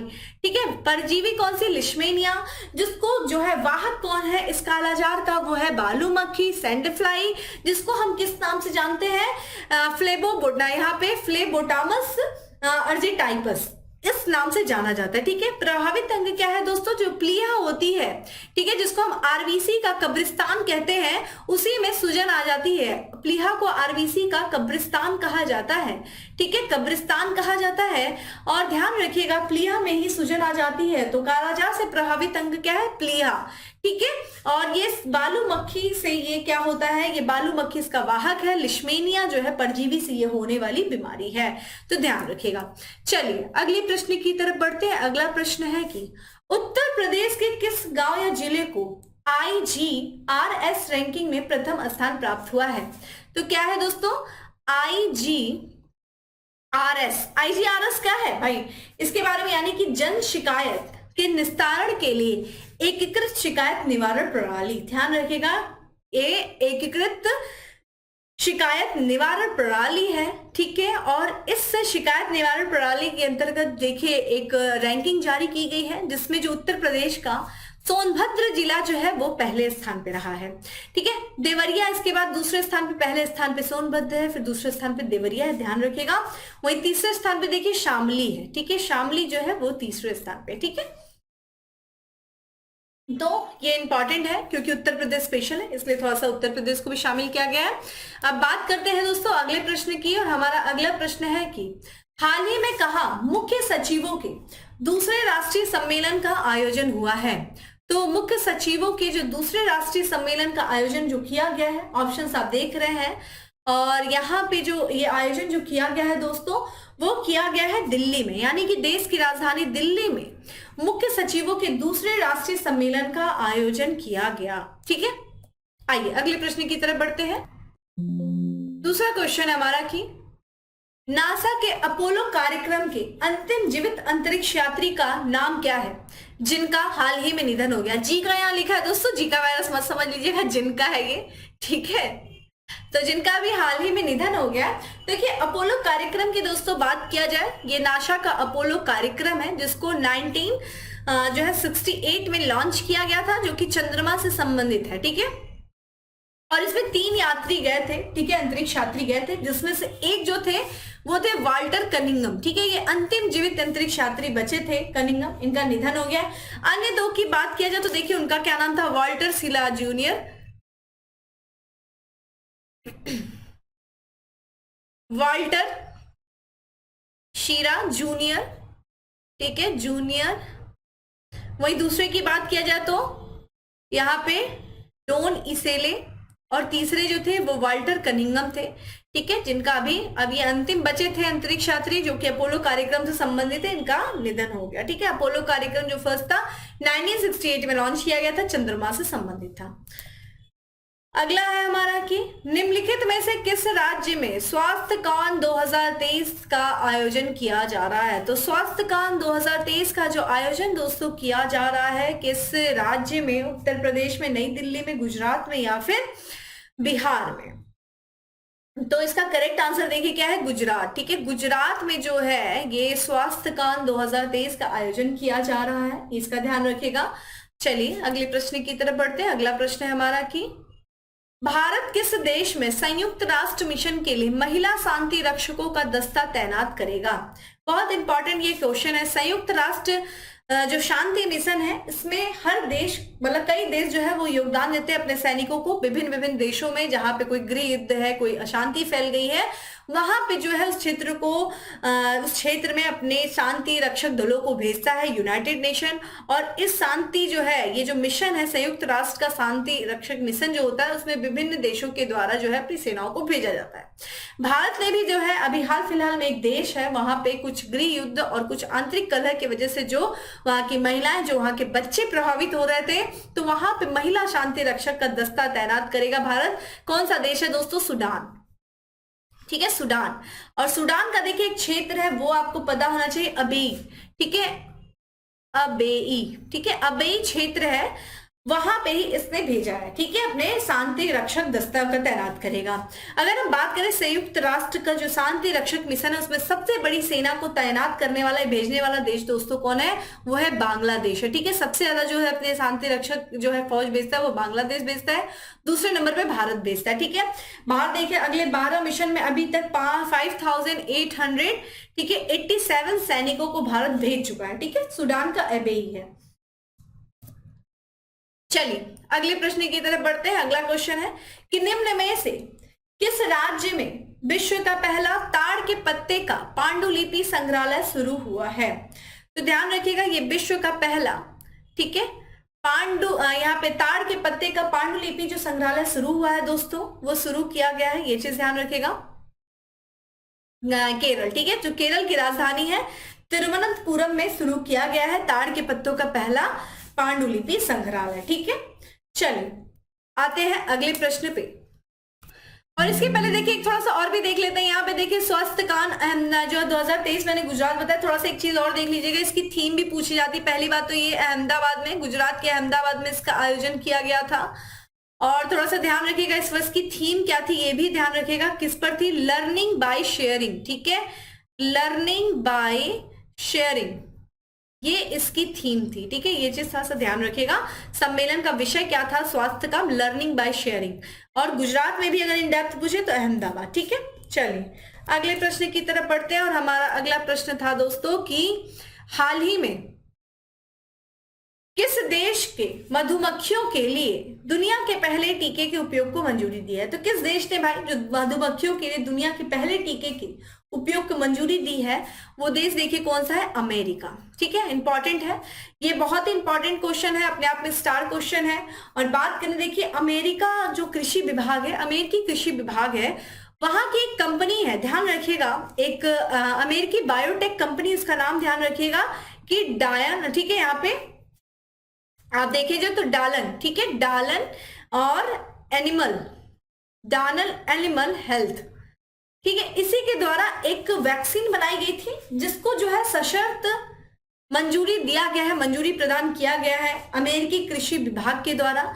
और ये ध्यान रखिएगा वो वैक्सीन जो है वो मधुमक्खियों को एक बीमारी है उससे बचाने के लिए, वो बीमारी अमेरिकी जो है, कौन सी बीमारी है ध्यान रखिएगा, उसका नाम है फायल, ठीक है, फाइल ब्रूड रोग जो है, इस बीमारी से बचाने के लिए वैक्सीन तैयार किया गया है अमेरिकी बायोटेक कंपनी डालन जो है जो आपका एनिमल हेल्थ है उसके द्वारा, और इस वैक्सीन को मंजूरी दी गई है अमेरिकी कृषि विभाग के द्वारा। वैक्सीन का उद्देश्य क्या है तो ध्यान रखिएगा, फाउल ब्रूड रोग से जो अंकुश लगाना, ठीक है, ये एक तरीके से मधुमक्खियों को प्रभावित करते हैं और ये एक बैक्टीरिया जनित रोग है। किस बैक्टीरिया से पनपता है ये ध्यान रखिएगा, तो ये जो है पेनी बेसिलिस, ठीक है, पेनी बेसिलिस बैक्टीरियम। इस रोग, ये जो जो बेसिलिस बैक्टीरिया है, इससे जो है फाउल ब्रूड रोग जो है फैलता है मधुमक्खियों के, और ये जो है उसी पर अंकुश लगाने के लिए ये जो है वैक्सीन बनाई गई है और इस वैक्सीन को मंजूरी दिया गया है अमेरिका के द्वारा। तो अमेरिका जो है ये मधुमक्खियों के लिए दुनिया के पहले टीके के उपयोग को मंजूरी दिया है, ठीक है। चलिए अगले प्रश्न की तरफ बढ़ते हैं और हमारा अगला प्रश्न है कि हाल ही में भारत ने किस देश को पीछे छोड़कर वैश्विक स्तर पर तीसरा सबसे बड़ा ऑटो बाजार बना है। तो किस देश को पीछे छोड़ा, और ध्यान रखिएगा अभी भी तीसरे नंबर पे है, प्रथम जो है स्थान पे नहीं आया है ऑटो बाजार के मामले में। और किस देश को पीछे छोड़ा दोस्तों, जापान को, ठीक है, जापान को छोड़ करके भारत जो है वो वैश्विक स्तर पर तीसरा सबसे बड़ा ऑटो बाजार बन गया है। और अगर हम बात करें कि पहले स्थान पे दोस्तों कौन है, तो वो चीन है, ध्यान रखिएगा पहले स्थान पे वो चीन है। वहीं दूसरे स्थान पे बात किया जाए दोस्तों तो कौन है दोस्तों, अमेरिका है, ठीक है, ध्यान रखिएगा चीन के बाद अमेरिका है, फिर कौन है दोस्तों, भारत है, ठीक है, और फिर चौथे स्थान पे कौन है, ये आ जाएगा जापान है, ठीक है। तो ये चीज ध्यान रखिएगा कि ऑटो बाजार के क्षेत्र में पहले स्थान पे चीन, फिर अमेरिका, फिर भारत हो गया है, फिर जापान है, ठीक है। अगला प्रश्न है कि निम्नलिखित में से किस राज्य में बिरसा मुंडा हॉकी स्टेडियम का उद्घाटन किया गया। तो ये इंपॉर्टेंट है, बिरसा मुंडा हॉकी स्टेडियम का जो उद्घाटन किया गया है वो किया गया है दोस्तों उड़ीसा में, ठीक है, उड़ीसा, ध्यान रखिएगा। तो उड़ीसा में बिरसा मुंडा हॉकी स्टेडियम का उद्घाटन किया गया। अगर आपसे पूछा जाए कि दुनिया का सबसे बड़ा हॉकी स्टेडियम कहाँ है दोस्तों या कौन सा है, तो लाहौर नेशनल, ठीक है, ध्यान रखिएगा लाहौर नेशनल जो है स्टेडियम है ये है, और इसकी जो क्षमता देख लीजिए कितने हैं, 4,500 है, ठीक है। वहीं अगर दूसरी बात किया जाए दोस्तों तो चंडीगढ़, ठीक है, चंडीगढ़ जो है, चंडीगढ़ स्टेडियम जो है हॉकी स्टेडियम, इसका स्थान देखिए दूसरे नंबर पर आता है वर्ल्ड में, और भारत में देखा जाए पहले स्थान पे आता है। इसकी जो क्षमता देख लीजिए कितनी है, लगभग 3,000 है। वहीं तीसरे स्थान पे ध्यान रखिएगा कौन सा, तो राउरकेला स्टेडियम, ठीक है, आपका देखेंगे राउरकेला स्टेडियम, ठीक है, स्टेडियम उड़ीसा का है। इसका भारत में इस तरह दूसरा है, ओवरऑल देखा जाए तीसरे स्थान पे आता है, ठीक है। यहाँ पे देखिए ध्यान रखिएगा जो है इस साल जो है हॉकी का, अभी देखिए विश्व हॉकी कप जो हुआ है 15वां संस्करण, वो उड़ीसा में ही हुआ है, और ये जो कराया गया है वो अंतरराष्ट्रीय हॉकी महासंघ के द्वारा कराया गया, ये चीज ध्यान रखिएगा, अंतरराष्ट्रीय महासंघ के द्वारा करवाया गया है। तो ध्यान रखिएगा जो हॉकी विश्व कप हुआ है वो 15वां संस्करण था, इसका आयोजन उड़ीसा के भुवनेश्वर और राउरकेला जो है स्टेडियम में किया गया है, ठीक है, ये चीज ध्यान रखिएगा। विजेता की भी सूची आ चुकी है, आप मुझे कमेंट बॉक्स में बताइए कौन था विजेता इस बार। चलिए अगले प्रश्न की तरफ बढ़ते हैं कि भारत का पहला समावेशन महोत्सव पर्पल फेस्ट किस राज्य में आयोजित किया गया है। तो ये भारत का पहला समावेशन महोत्सव है पर्पल फेस्ट, जिसका आयोजन किया गया है गोवा में, ठीक है। पर्पल फेस्ट किससे संबंधित है दोस्तों, तो ध्यान रखिएगा जो दिव्यांग जन होते हैं उन्हीं के सशक्तिकरण से संबंधित ये महोत्सव है, ये फेस्ट है जिसका नाम है पर्पल फेस्ट, और सबको एकत्रित होकर के एक साथ मिलकर के रहना चाहिए, ये इस महोत्सव का उद्देश्य रहा है। तो पर्पल फेस्ट जो महोत्सव आयोजित किया गया है गोवा में किया गया है, ठीक है। अगला प्रश्न है कि निम्नलिखित में से कौन सा देश voice of global south summit की मेजबानी करेगा। तो voice of global south summit की जो मेजबानी करेगा या भारत ने, ये देखिए कर चुका है भारत, कौन किया है, भारत ने किया, ठीक है, voice of global south summit. देखिए साउथ साउथ से मतलब है डेवलपिंग नेशन या जो लीस्ट डेवलप होते हैं, नॉर्थ और साउथ पोल होता है। तो नॉर्थ की तरफ अगर हम देखें, नॉर्थ जो डेवलप्ड नेशन है, साउथ की बात की जाए दोस्तों तो यहाँ पे ध्यान रखिएगा भौगोलिक स्थिति संबंधित है, यानी कि जो डेवलपिंग नेशंस है तो उनकी वॉइस बनना, voice of global south summit का ये है। और इसकी मेजबानी देखिए कौन कर रहा है, भारत कर रहा है, ये चीज आप ध्यान रखिएगा। ये 12 से 13 जनवरी को आयोजित किया गया है और इसकी थीम देखिए क्या है, ये ध्यान रखिएगा कि आवाज, इसकी विषय क्या थी, आवाज की एकता, ठीक है, आवाज की एकता और वो ध्यान रखिएगा, आवाज की एकता और उद्देश्य की एकता, ठीक है, आवाज की एकता और उद्देश्य की एकता, उद्देश्य की एकता, ये इसकी थीम थी, ठीक है। भारत जो है इसकी मेजबानी किया है और इसके तहत जो है जितने भी जो देश है, जो विकासशील देश हैं, उन विकासशील देशों को जो प्रभावित करने वाले जो मुद्दे हैं, जो चिंताएं हैं, उनसे संबंधित चीजों पर विचार विमर्श करने के लिए इस समिट का आयोजन किया गया, जिसकी मेजबानी भारत ने की है।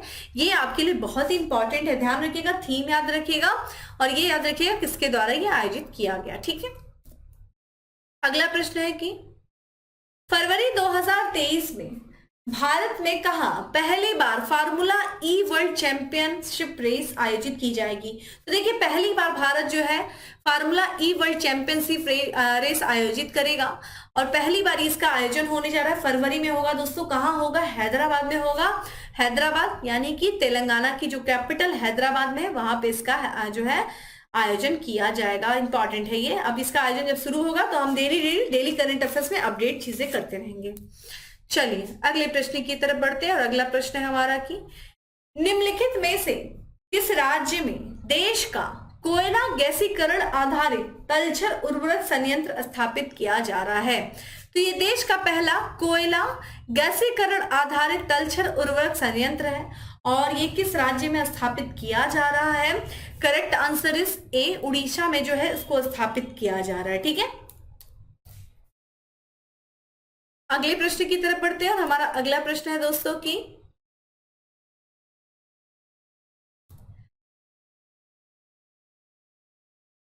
निम्न में से किसे अखिल भारतीय रत्न एवं आभूषण परिषद का चेयरमैन नियुक्त किया गया है।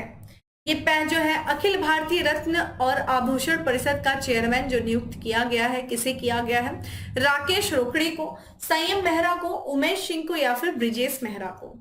दोस्तों अगर हम इसके करेक्ट आंसर पे चले, देखिए करेक्ट आंसर क्या है, संयम मेहरा जो है वो अखिल भारतीय रत्न एवं आभूषण परिषद के चेयरमैन नियुक्त किए गए हैं, ठीक है।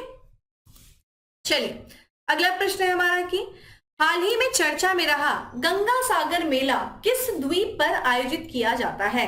देखिए अभी गंगा सागर मेले का आयोजन किया गया है पश्चिम बंगाल सरकार के द्वारा और इस गंगा सागर मेला जो कि अभी चर्चा में रहा है ये किस द्वीप पे आयोजित किया जाता है, ये किया जाता है सागर द्वीप पे, ठीक है। ध्यान रखिएगा सागर द्वीप पे जो है इस मेले का आयोजन किया जाता है और अभी वहां की जो मुख्यमंत्री है पश्चिम बंगाल की ममता बनर्जी जी ने, उन्होंने केंद्र सरकार से ये आग्रह किया है कि गंगा सागर मेले को राष्ट्रीय जो है दर्जा देने का।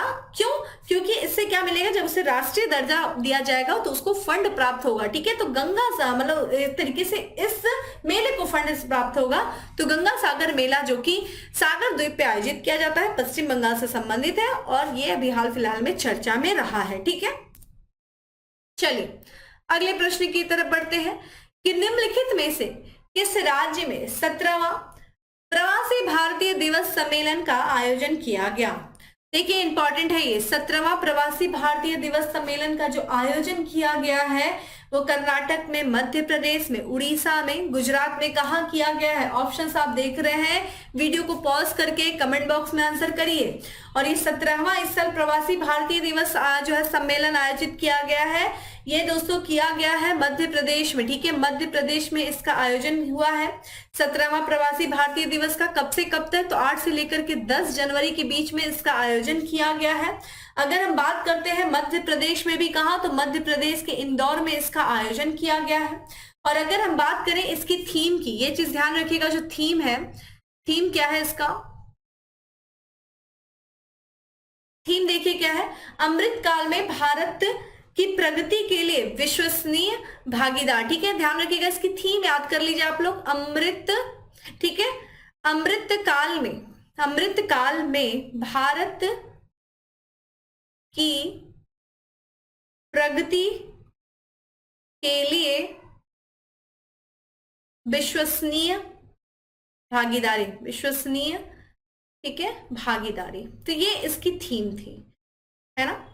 और ये 8 से लेकर के 10 जनवरी इंपॉर्टेंट हमारे लिए क्या हो जाता है, इसके मुख्य अतिथि कौन थे। देखिए इसके जो मुख्य अतिथि थे, ध्यान रखिएगा, गुयाना गणराज्य जो है वहां के जो राष्ट्रपति हैं जिनका नाम है मोहम्मद, ठीक है, मोहम्मद इरफान, ठीक है, मोहम्मद इरफान जो है, मोहम्मद इरफान अली, जो कि यहाँ के गुयाना गणराज्य के राष्ट्रपति हैं, ये जो है इसके मुख्य अतिथि थे। वहीं पे बात किया जाए विशिष्ट अतिथि के कौन थे, तो ध्यान रखिएगा सूरीनाम जो है, सूरीनाम गणराज्य है, वहां के जो राष्ट्रपति हैं चंद्रिका प्रसाद। ध्यान रखिएगा जो सूरीनाम के राष्ट्रपति हैं चंद्रिका प्रसाद, ठीक है, चंद्रिका प्रसाद संतोखी, वो यहाँ के जो है विशिष्ट अतिथि थे, ठीक है, ध्यान रखिएगा। और देखिए हर साल हम क्या करते हैं कि हर साल 9 जनवरी को हम कौन सा दिवस दोस्तों मनाते हैं, बताइए आप लोग। हर साल 9 जनवरी को हम मनाते हैं विश्व प्रवासी दिवस, या माफ करिएगा भारतीय प्रवासी दिवस जो है हम मनाते हैं हर 9 जनवरी को, ठीक है, प्रवासी भारतीय दिवस मनाया जाता है 9 जनवरी को, प्रवासी भारतीय दिवस, ठीक है, प्रवासी भारतीय दिवस हम मनाते हैं 9 जनवरी को ही। क्यों दोस्तों, क्योंकि 9 जनवरी 1915 को महात्मा गांधी जी जो है वो कहां से आए थे, साउथ अफ्रीका से वो भारत लौटे थे, और इसीलिए 9 जनवरी को ही जो भारत के जो प्रवासी जो इस देश से जाकर के दूसरे देश में जो लोग कार्य करते हैं, जो प्रवासी होते हैं, उनका जो देश के विकास में जो योगदान है, उसी योगदान को सम्मानित करने के लिए प्रवासी भारतीय दिवस हर यहाँ पे जो मनाया जाता है 9 जनवरी को मनाया जाता है, ठीक है। तो ये चीज ध्यान रखिएगा, 2013 से जो है इसकी शुरुआत की गई थी, ठीक है, तो ये ध्यान रखिएगा। तो प्रवासी भारतीय दिवस इस बार 17वां था, और ये जो है ये ध्यान रखिएगा 2003 से शुरुआत किया गया था, माफ करिएगा, ठीक है। तो ये चीज ध्यान रखिएगा, मध्य प्रदेश के इंदौर में आयोजित किया गया था। विशिष्ट अतिथि ध्यान रखिएगा, और यहाँ ध्यान रखिएगा मुख्य अतिथि क्या थीम थी, ये चीज ध्यान रखिएगा। चलिए अगले प्रश्न की तरफ बढ़ते हैं, और अगला प्रश्न है कि किस राज्य या केंद्र शासित प्रदेश में विलेज डिफेंस गार्ड की स्थापना की जाएगी। विलेज डिफेंस गार्ड यानी कि यहाँ के जो लोग हैं, जो लोकल लोग हैं, उनको बाहरी आक्रमणकारियों से, आतंकवादियों से अपनी सुरक्षा करने के लिए हथियारों के इस्तेमाल के लिए ट्रेंड करना, यही विलेज डिफेंस गार्ड है, जिसकी स्थापना की जाएगी जम्मू कश्मीर केंद्र शासित प्रदेश में, ठीक है, ये चीज ध्यान रखिएगा, जम्मू कश्मीर केंद्र शासित प्रदेश में।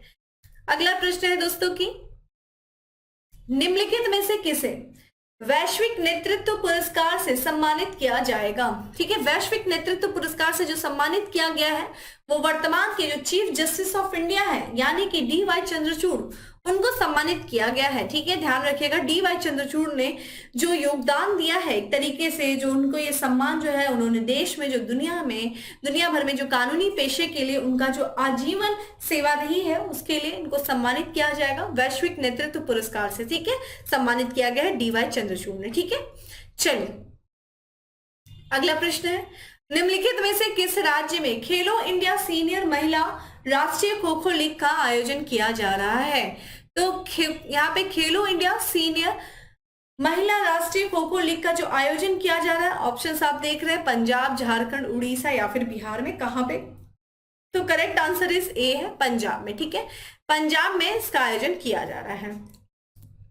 चलिए अगले प्रश्न की तरफ बढ़ते हैं, और अगला प्रश्न है कि वित्तीय समावेशन पर G20 समूह की पहली बैठक कहां आयोजित की गई। देखिए ये क्वेश्चन आ गया ना, वित्तीय समावेशन पे जो कहां आयोजित की गई है दोस्तों, अभी आपको थोड़ी देर पहले बताया है कि कहां पे, तो ये कोलकाता में, ठीक है, जो कल पश्चिम बंगाल की जो राजधानी है कोलकाता में वित्तीय समावेशन पर G20 समूह की पहली बैठक आयोजित की गई है, ठीक है। चलिए अगले प्रश्न की तरफ बढ़ते हैं कि निम्नलिखित में से किस राज्य में पहले national genome editing and training centre का उद्घाटन किया गया। तो ये पहले national genome editing and training centre का जो उद्घाटन किया गया किस राज्य में, ऑप्शंस आप देख रहे हैं, पंजाब में, हरियाणा में, गुजरात में, महाराष्ट्र में। तो इसका जो ऑप्शंस है दोस्तों क्या है, करेक्ट आंसर इज पंजाब में, ठीक है। तो पंजाब में ध्यान रखिएगा जो वहां का एक संस्था है, मोहाली में एक संस्था है, ठीक है, मोहाली, पंजाब के मोहाली में एक संस्था है जिसका नाम क्या है, वो ध्यान रखिएगा, राष्ट्रीय, ठीक है, राष्ट्रीय कृषि खाद्य जैव प्रौद्योगिकी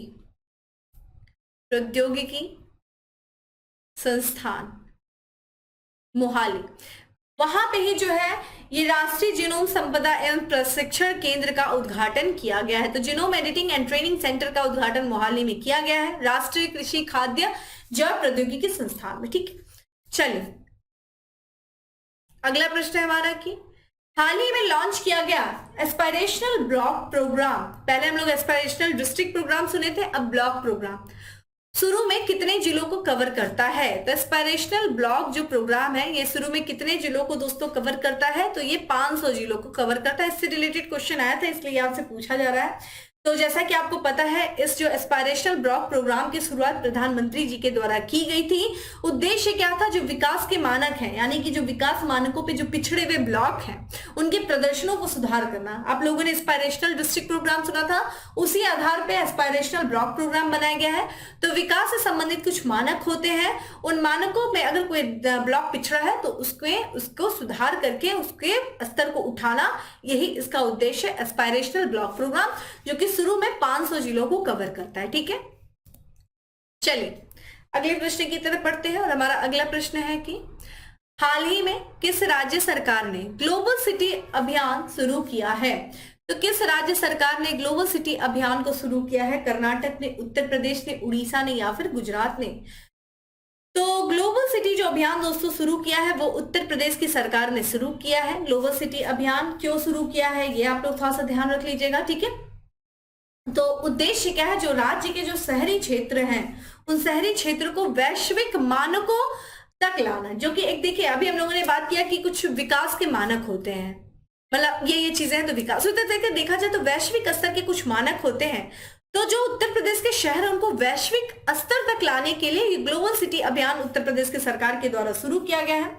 इस अभियान के तहत देखिए जिसमें क्या क्या जो वैश्विक स्तर पे क्या क्या सुविधा होनी चाहिए, जैसे कि वहां के जो शहरी जो जीवन स्तर है उसमें सुधार लाना, वहां की जो वायु गुणवत्ता है उसमें सुधार लाना, स्वच्छता और सौंदर्यीकरण के साथ साथ देखा जाए जो उचित कचरा निपटान है उस पर ध्यान रखना, ये सारी चीजों का ध्यान रखना, इन सारे क्षेत्रों में विकास करके वैश्विक स्तर पर लाना ग्लोबल सिटी अभियान का उद्देश्य, ठीक है। चलिए अगला प्रश्न है दोस्तों की निम्न में से कौन सा राज्य देश का पहला पूरी तरीके से डिजिटल बैंकिंग वाला राज्य बन गया है। तो देश का पहला ये राज्य है, ध्यान रखिएगा, जो कि पूरी तरीके से डिजिटल बैंकिंग वाला राज्य बन गया है। इस राज्य के जितने भी जिले हैं उनमें कम से कम हर बैंक जो है वो पूरी तरीके से डिजिटल है। और ऐसा जो राज्य है वो ध्यान रखिएगा कौन है, केरल है, ठीक है। केरल जो है वो देश का पहला राज्य है जो कि पूरी तरीके से डिजिटल बैंकिंग वाला राज्य बन गया है। चलिए अगले प्रश्न की तरफ बढ़ते हैं और अगला प्रश्न है कि हाल ही में विश्व हिंदी दिवस मनाया गया, कब मनाया गया दोस्तों विश्व हिंदी दिवस। तो ये देखिए ध्यान रखिएगा 10 जनवरी को जो है विश्व हिंदी दिवस मनाया जाता है, ये इंपॉर्टेंट है विश्व हिंदी दिवस, ठीक है। इस साल की थीम आपके लिए इंपॉर्टेंट है, जब भी कोई दिवस पूछा जाता है तो उसकी थीम होती है और इस साल की थीम देखिए क्या है, हिंदी को जनमत की भाषा बनाना, जनमत की भाषा बनाना बगैर उनकी मातृभाषा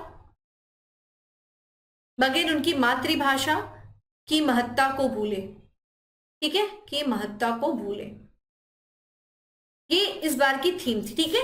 ये चीज ध्यान रखिएगा। इस दिवस को देखिए मनाया जो जाता है, देखिए ध्यान रखिएगा 1975 की बात है, 10 जनवरी 1975 में नागपुर में, ध्यान रखिएगा नागपुर में, महाराष्ट्र के नागपुर में जो पहला विश्व हिंदी सम्मेलन आयोजित किया गया था और उसी सम्मेलन की वर्षगांठ मनाने के लिए 10 जनवरी को हर साल विश्व हिंदी दिवस मनाए जाने का निर्णय लिया गया और पहली बार जो विश्व हिंदी दिवस मनाया गया था दोस्तों वो 2006 में मनाया गया था। ठीक है, ध्यान रखिएगा।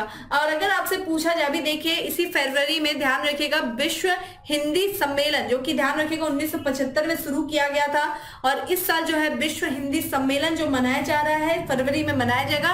नाडी कहाँ पे है दोस्तों? फिजी। ठीक है, फिजी के नाडी में आयोजित किया जा रहा है। अगर आपसे राष्ट्रीय हिंदी दिवस पूछे तो ये कब है दोस्तों? तो 14 सितंबर को जो है राष्ट्रीय हिंदी दिवस मनाया जाता है, 14 सितंबर को मनाया जाता है। और इस साल 12वां संस्करण है विश्व हिंदी दिवस का, फरवरी में आयोजित होगा। कहां पे आयोजित होगा? नाडी, फिजी के नाडी में आयोजित किया जाएगा। चलिए अगले प्रश्न की तरफ बढ़ते हैं, और हमारा अगला प्रश्न है कि हाल ही में चर्चा में रहा जोशीमठ, जिसे हम ज्योतिर्मठ भी कहते हैं, किस राज्य में स्थित है? देखिए ये काफी ज्यादा चर्चा में था जोशीमठ। ठीक है, उत्तराखंड में ये स्थित है जोशीमठ। और ध्यान रखिएगा ये भी हाल फिलहाल में यहाँ पे भूस्खलन और अवतरण जो क्षेत्र घोषित इसे किया गया जोशीमठ को, जिस कारण से ये चर्चा में था। ध्यान रखिएगा ये जोशीमठ जो है वो आदि शंकराचार्य के द्वारा जो प्रमुख 4 पीठें थी जो स्थापित की गई थी आदि शंकराचार्य के द्वारा, आदि शंकराचार्य जी के द्वारा जो 4 पीठें स्थापित की गई थी देश में। ठीक है, उन्हीं में से ये एक है। ठीक है, 4 पीठ।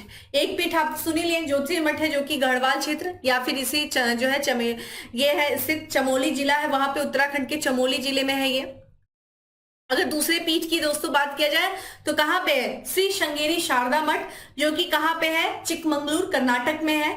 अगला देखा जाए कालिका मठ दोस्तों, कहां पे है? द्वारिका गुजरात में है। वहीं पे इसके बाद देखा जाए गोवर्धन मठ कहां पे है? पूरी उड़ीसा में। तो 4 मठ जो है जो कि आदि शंकराचार्य जी के द्वारा स्थापित किए गए थे, उनमें से एक मठ जोशीमठ भी है, जो कि अभी चर्चा में। लोकेशन ध्यान रखिएगा बहुत इंपॉर्टेंट है, और अभी हाल ही में इसे भूस्खलन अवतरण क्षेत्र घोषित किया गया। ठीक है, तो ये इंपॉर्टेंट क्वेश्चन है, इसकी मैपिंग से रिलेटेड क्वेश्चन आपसे पूछा जा सकता है। चलिए अगले प्रश्न की तरफ बढ़ते हैं, और हमारा अगला प्रश्न है कि आईसीआईसीआई प्रूडेंशियल लाइफ इंश्योरेंस ने किस क्रिकेटर को अपने एक नए अभियान के लिए साइन किया है? ऑप्शंस आप देख रहे हैं दोस्तों, और इसका जो करेक्ट आंसर हो जाएगा वो है सूर्य कुमार यादव। ठीक है, सूर्य कुमार यादव को साइन किया है। और चलिए अगले प्रश्न की तरफ बढ़ते हैं। अगला प्रश्न है कि हाल ही में चर्चा में रहा दीपोर विल वेटलैंड किस राज्य में स्थित है? तो दीपोर विल वेटलैंड क्यों भाई चर्चा में है, इसके बारे में बात करेंगे हम लोग। ठीक है, तो ये ध्यान रखिएगा ये असम में स्थित है दीपोर विल वेटलैंड। और यहाँ पे देखिए पक्षियों की जनगणना की गई थी, और पक्षियों की जो है गणना में देखा गया कि पक्षियों की संख्या वृद्धि हुई है। और दीपोर विल जो वेटलैंड है दोस्तों, ये एकमात्र रामसर साइट है किसका? असम का। ठीक है, ये असम की एकमात्र रामसर साइट है, और ये मीठी पानी की जो सबसे बड़ी झीलों में से एक झील है दीपोर विल वेटलैंड, मीठी पानी की झील है, और ये असम राज्य में स्थित है। और ये अभी यहाँ पे पक्षियों की जनगणना की गई थी, जिस कारण से ये चर्चा में थी। ठीक है, ध्यान रखिएगा असम में देखिए अभी रायमीनो जो है राष्ट्रीय उद्यान को स्थापित किया गया था, और वहां पे ध्यान रखिएगा तो अभी 7 जो है नेशनल पार्क वहां पे हो चुके हैं, और ये सारी चीजें इंपॉर्टेंट हो जाता है। तो थोड़ा सा देख लीजिएगा असम से संबंधित जितने भी राष्ट्रीय उद्यान है, जो अभी एकमात्र रामसर साइट है Deepor will wetland, Ramsar site के बारे में मैंने वीडियो बनाई, उसको भी अच्छे से प्रॉपर देख लीजिए, इंपॉर्टेंट चीजें हैं। चलिए अगला प्रश्न है, फिल्म RRR के सॉन्ग नाटू नाटू को golden globe best song award मिला। इस सॉन्ग को किसने कंपोज किया था? तो ध्यान रखिएगा MM कीरावनी ने। ठीक है, इस जो है गाने को कंपोज किया था, और जो गाने को गाया कौन था?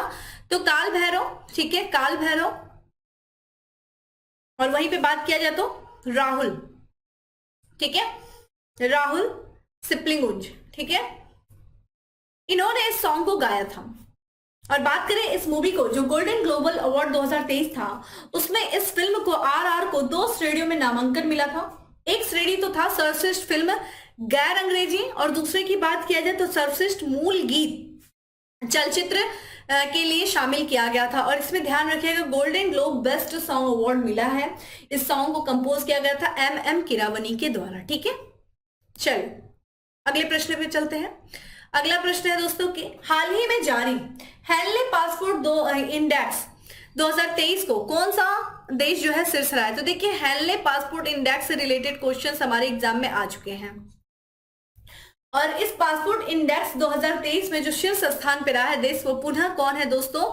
जापान। देखिए जापान जो है वो लगातार 5 साल से जो है 5वीं बार शीर्ष स्थान पे रहा है। तो लगातार 5 साल से हेनले पासपोर्ट इंडेक्स 2000 जो इस इंडेक्स में लगातार जो है प्रथम स्थान पे रहा है। इस साल भी जापान ही जो था वो सर्वश्रेष्ठ जो है पासपोर्ट की श्रेणी में आया है।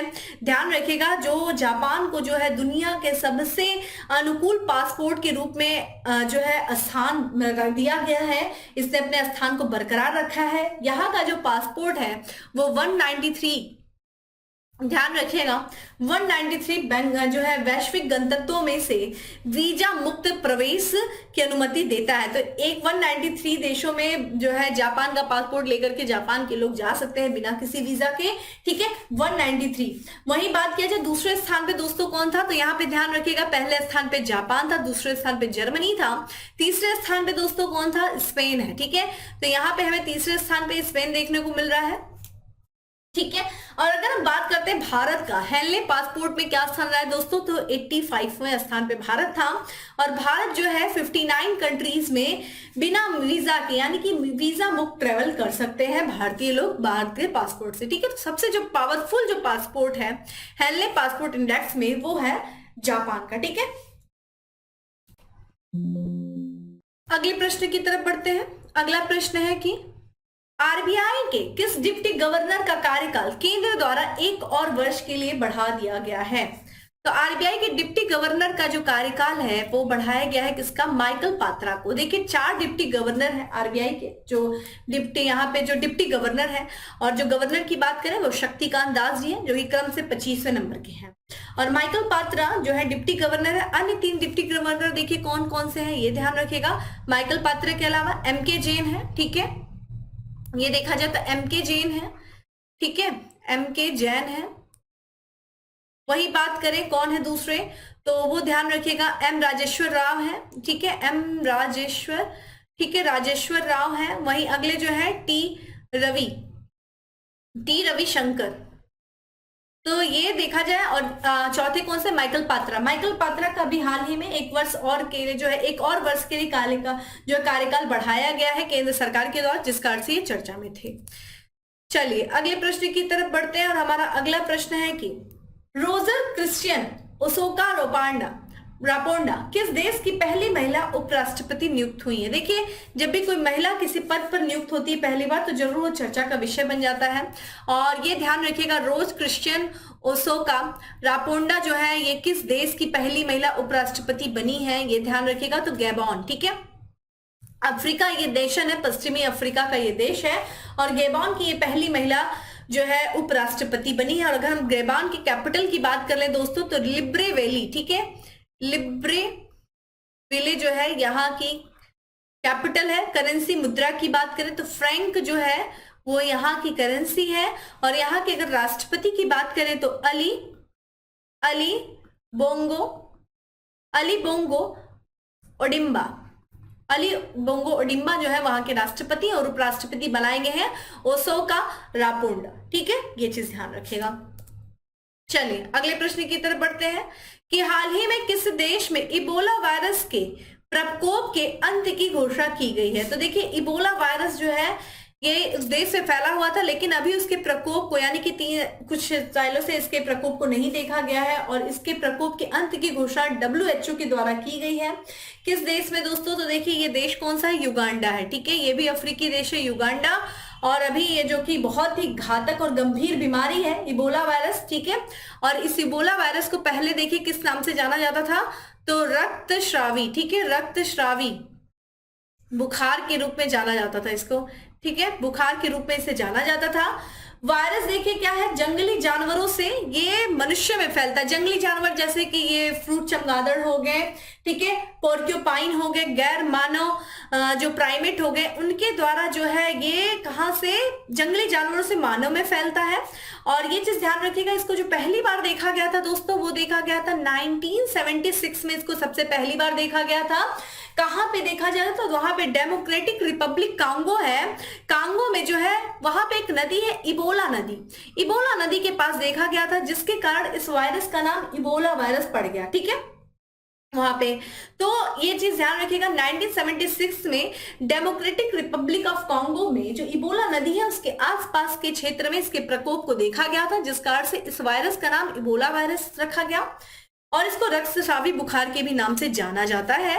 और अभी हाल ही में युगांडा से इस प्रकोप के अंत की घोषणा की गई है। ठीक है, चलिए अगला है क्वेश्चन हमारे की एनसीएपी यानी कि नेशनल क्लीन एयर पोल्यूशन, ठीक है, ध्यान रखिएगा, एयर प्रोग्राम, माफ करिएगा।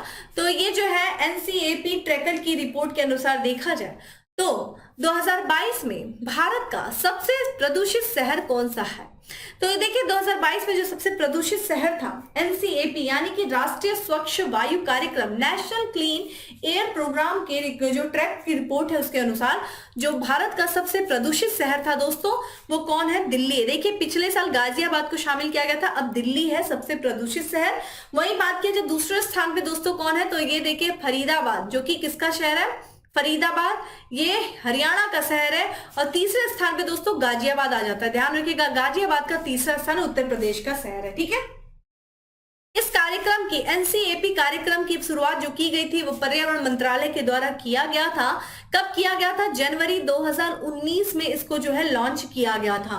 उद्देश्य क्या है दोस्तों? तो 2017 के जो प्रदूषण स्तर है उस प्रदूषण स्तर को आधार के रूप में, ठीक है, उपयोग करके जो 2024 तक PM 2.5, ठीक है, पर्टिकुलेट मैटर 2.5 और 2.10, ठीक है, ध्यान रखिए, माफ करिएगा, PM 10, ठीक है, PM 10 के जो कण हैं उनको जो है उससे उस कणों से होने वाले प्रदूषण को 20 और 30% कम करना। ठीक है, कब तक? 2024 तक, आधार वर्ष 2017 रखा गया है। तो यही चीज है। तो इसको जनवरी 2019 में पर्यावरण प्रदूषण मंत्रालय, ध्यान रखिएगा, प्रदूषण मंत्रालय के द्वारा इसको शुरू किया गया था। ठीक है, माफ करिएगा, पर्यावरण मंत्रालय के द्वारा। ठीक है, चलिए अगले प्रश्न की तरफ बढ़ते हैं और हमारा अगला प्रश्न है कि प्रधानमंत्री नरेंद्र मोदी ने कहां से दुनिया के सबसे लंबे रिवर क्रूज MV गंगा विलास को हरी झंडी दिखाई? देखिए ये सबसे लंबी यात्रा करने वाला क्रूज मिसाइल है गंगा विलास, नाम याद रखिएगा। और इसको हरी झंडी जो दिखाई गई है वो जो है प्रधानमंत्री जी के ही गढ़ से, जो उनका संसदीय क्षेत्र है वाराणसी, उत्तर प्रदेश के वाराणसी से इसको हरी झंडी दिखाया गया है गंगा विलास को। और ध्यान रखिएगा ये जनवरी में अपनी यात्रा शुरू की है और ये वाराणसी से असम के डिब्रूगढ़ तक पहुंचेगी बांग्लादेश होते हुए। ठीक है, डिब्रूगढ़, तो असम के डिब्रूगढ़ तक ये पहुंचेगी। ठीक है, और ये कहां से? बांग्लादेश होते हुए। कहा जाता है कि 52 दिनों तक ये चलेगी और ये जो है लगभग कितने 100 किलोमीटर की यात्रा करेगी? तो 3200 किलोमीटर की यात्रा करेगी 52 दिनों तक की यात्रा के दौरान। ठीक है, तो ये गंगा विलास, नाम याद रखिएगा, गंगा विलास इसका नाम है इस क्रूज का। और ये अपनी यात्रा पे निकल चुकी है और ये 52 दिनों के बाद जो है ये असम के डिब्रूगढ़ तक पहुंचेगी। ठीक है, चलिए अगले प्रश्न की तरफ बढ़ते हैं। हमारा अगला प्रश्न है कि किस राज्य में G20 की अध्यक्षता के अंतर्गत पहले स्वास्थ्य कार्यकारी समूह की बैठक आयोजित की जाएगी? देखिए फिर से वही क्वेश्चन आ गया कि जो स्वास्थ्य संबंधित जो कार्यकारी समूह की बैठक की जाएगी G20 की अध्यक्षता में, ऑप्शंस आप देख रहे हैं, कहां पे किया जाएगा दोस्तों? केरल में किया जाएगा। ठीक है, केरल में। ठीक है, चलिए अगले प्रश्न की, केरल की राजधानी तिरुवनंतपुरम में होगा। अभी हम लोगों ने बात किया था कि हाल ही में किस संस्था के द्वारा वैश्विक जोखिम रिपोर्ट 2023 जारी किया गया है? देखो रिपोर्ट से रिलेटेड क्वेश्चंस पूछे जाते हैं, जिस कारण से ये आपके सामने है कि वैश्विक जोखिम रिपोर्ट 2023 जो जारी किया गया है वो किस संस्था के द्वारा जारी किया गया है दोस्तों? तो विश्व बैंक के द्वारा, अंतरराष्ट्रीय मुद्रा कोष, विश्व आर्थिक मंच या फिर विश्व व्यापार संगठन, किसके द्वारा? तो ये ध्यान रखिएगा, वर्ल्ड इकोनॉमिक फोरम। ठीक है, विश्व आर्थिक मंच के द्वारा जो है, वर्ल्ड इकोनॉमिक फोरम के द्वारा वैश्विक जोखिम रिपोर्ट जो है जारी की गई है। इस वर्ष जो है ये रिपोर्ट का 18वां संस्करण था, ये चीज ध्यान रखिएगा, 18वां संस्करण था। और इस रिपोर्ट में दो बातें बताई गई हैं कि ग्लोबल रिस्क परसेप्शन रिपोर्ट जो है परसेप्शन सर्वे पे ये आधारित था और रिपोर्ट में दो सबसे बड़े जोखिम बताए गए हैं दुनिया के लिए। सबसे बड़ा जोखिम, सबसे कॉस्ट ऑफ लिविंग का बढ़ना और दूसरा जलवायु परिवर्तन। तो ये दो सबसे बड़े जोखिम बताए गए हैं इस रिपोर्ट में इस साल के। ठीक है, आप देखिएगा वर्ल्ड इकोनॉमिक फोरम के द्वारा वैश्विक जोखिम रिपोर्ट जारी किया गया है। इस साल 18वां संस्करण था। किस सर्वे पे आधारित था? तो ग्लोबल रिस्क जो है परसेप्शन सर्वे पे आधारित था। ठीक है, दो खतरे कौन से बताए गए जोखिम? एक तो कॉस्ट ऑफ लिविंग, दूसरा जो है जलवायु परिवर्तन। ठीक है, चलिए अगले प्रश्न की तरफ बढ़ते हैं और हमारा अगला प्रश्न है, निम्न में से कौन सा देश 3 लोगों को समुद्र तल से 6000 मीटर नीचे खनिज संसाधनों की खोज के लिए भेजेगा? तो कौन सा देश है जो समुद्र तल से 6000 मीटर नीचे खनिज संसाधनों की खोज के लिए भेजने वाला मिशन चला रहा है? कौन सा देश दोस्तों? देखिए हमारा प्यारा देश भारत जो है, देखिए एक मिशन चलाया जा रहा है जिसका नाम है समुद्रयान मिशन। इस मिशन को नाम याद रखिएगा, समुद्रयान मिशन। ठीक है, समुद्रयान मिशन। और इसी मिशन के तहत जो है भारत 3 लोगों को समुद्र तल से 6000 मीटर नीचे जो है भेजेगा और खनिज संसाधनों की खोज के लिए। ठीक है, ध्यान रखिएगा इस मिशन के तहत एक पनडुब्बी भेजी जाएगी जिसका नाम है मत्स्य 6000। ठीक है, मत्स्य 6000, ये पनडुब्बी का नाम याद रखिएगा। ठीक है, और इसी पनडुब्बी से जो है इसे भेजा जाएगा जहां लोग जाएंगे। ये मिशन देखिए एक मिशन का हिस्सा है। क्या नाम है इसका? तो डीप ओशन मिशन। ठीक है, ध्यान रखिएगा डीप ओशन मिशन का ही ये हिस्सा है। कौन सा? समुद्रयान मिशन।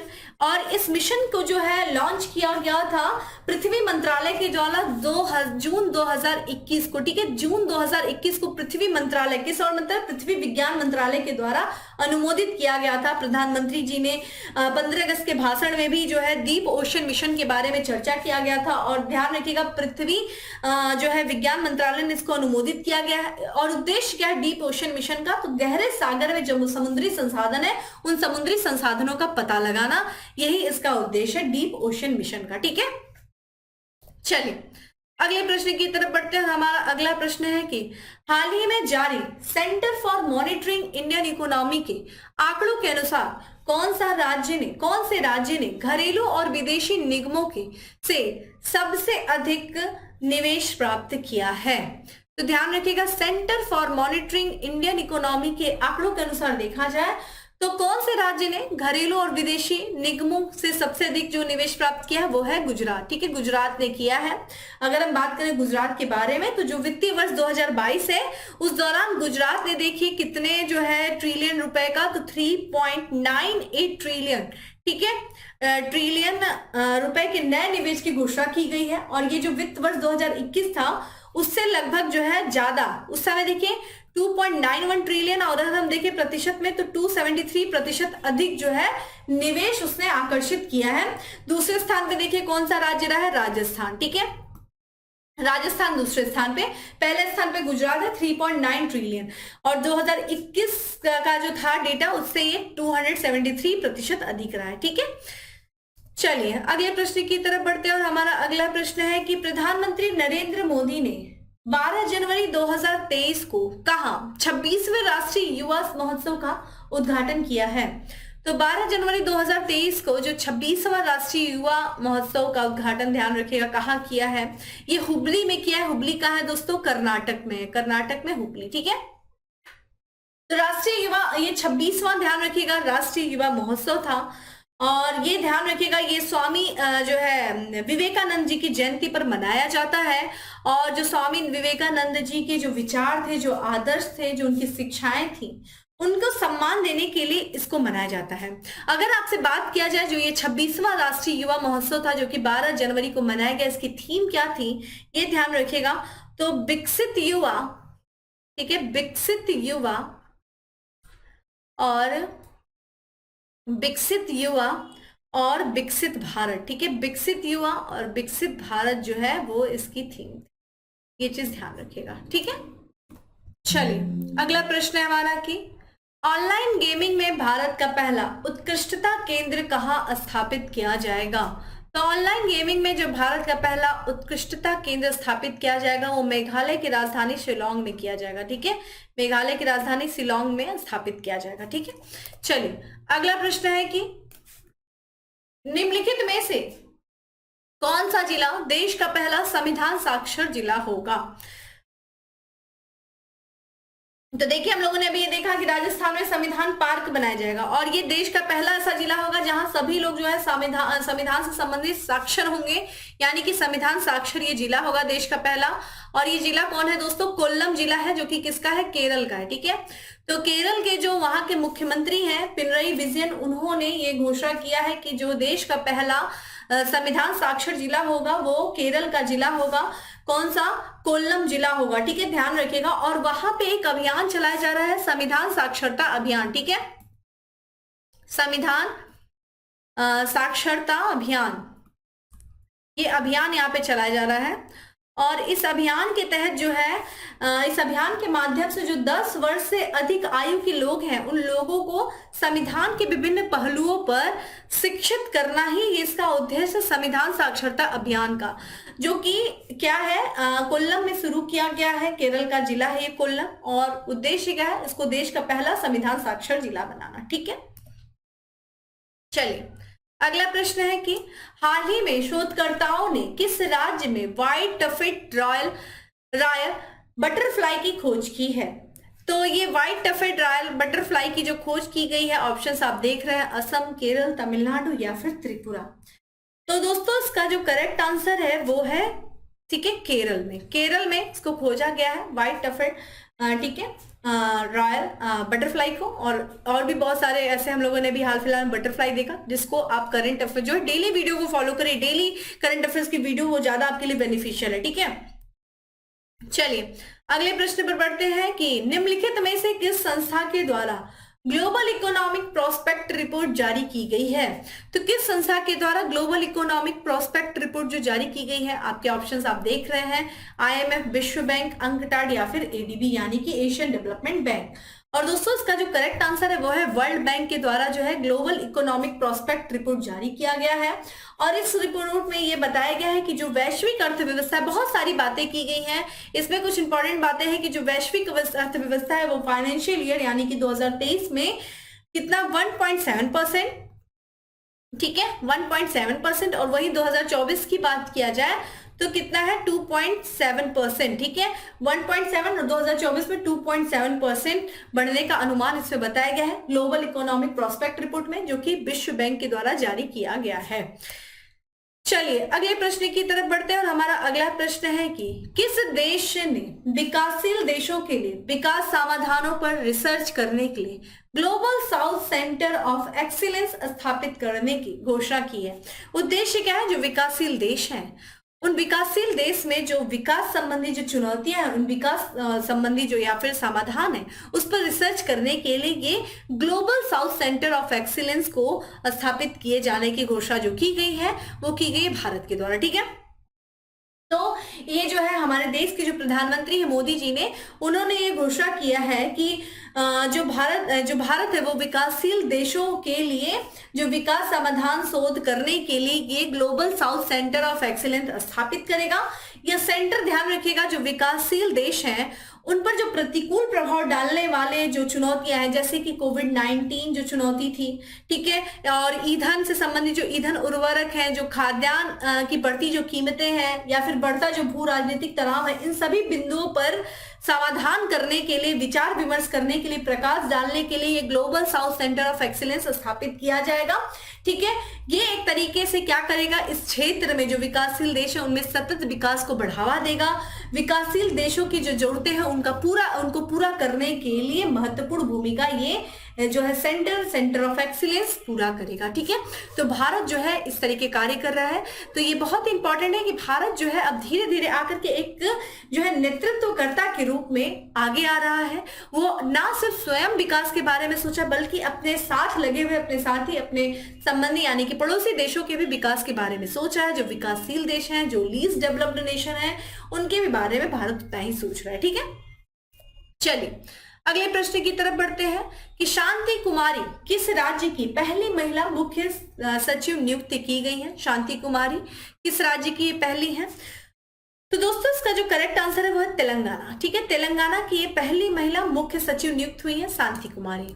चलिए अगले प्रश्न की तरफ बढ़ते हैं। अगला प्रश्न है कि हाल ही में अभिनव 5G उपयोग मामलों को जमीनी स्तर पर तैनाती करने वाला भारत का पहला जिला कौन सा बन गया है?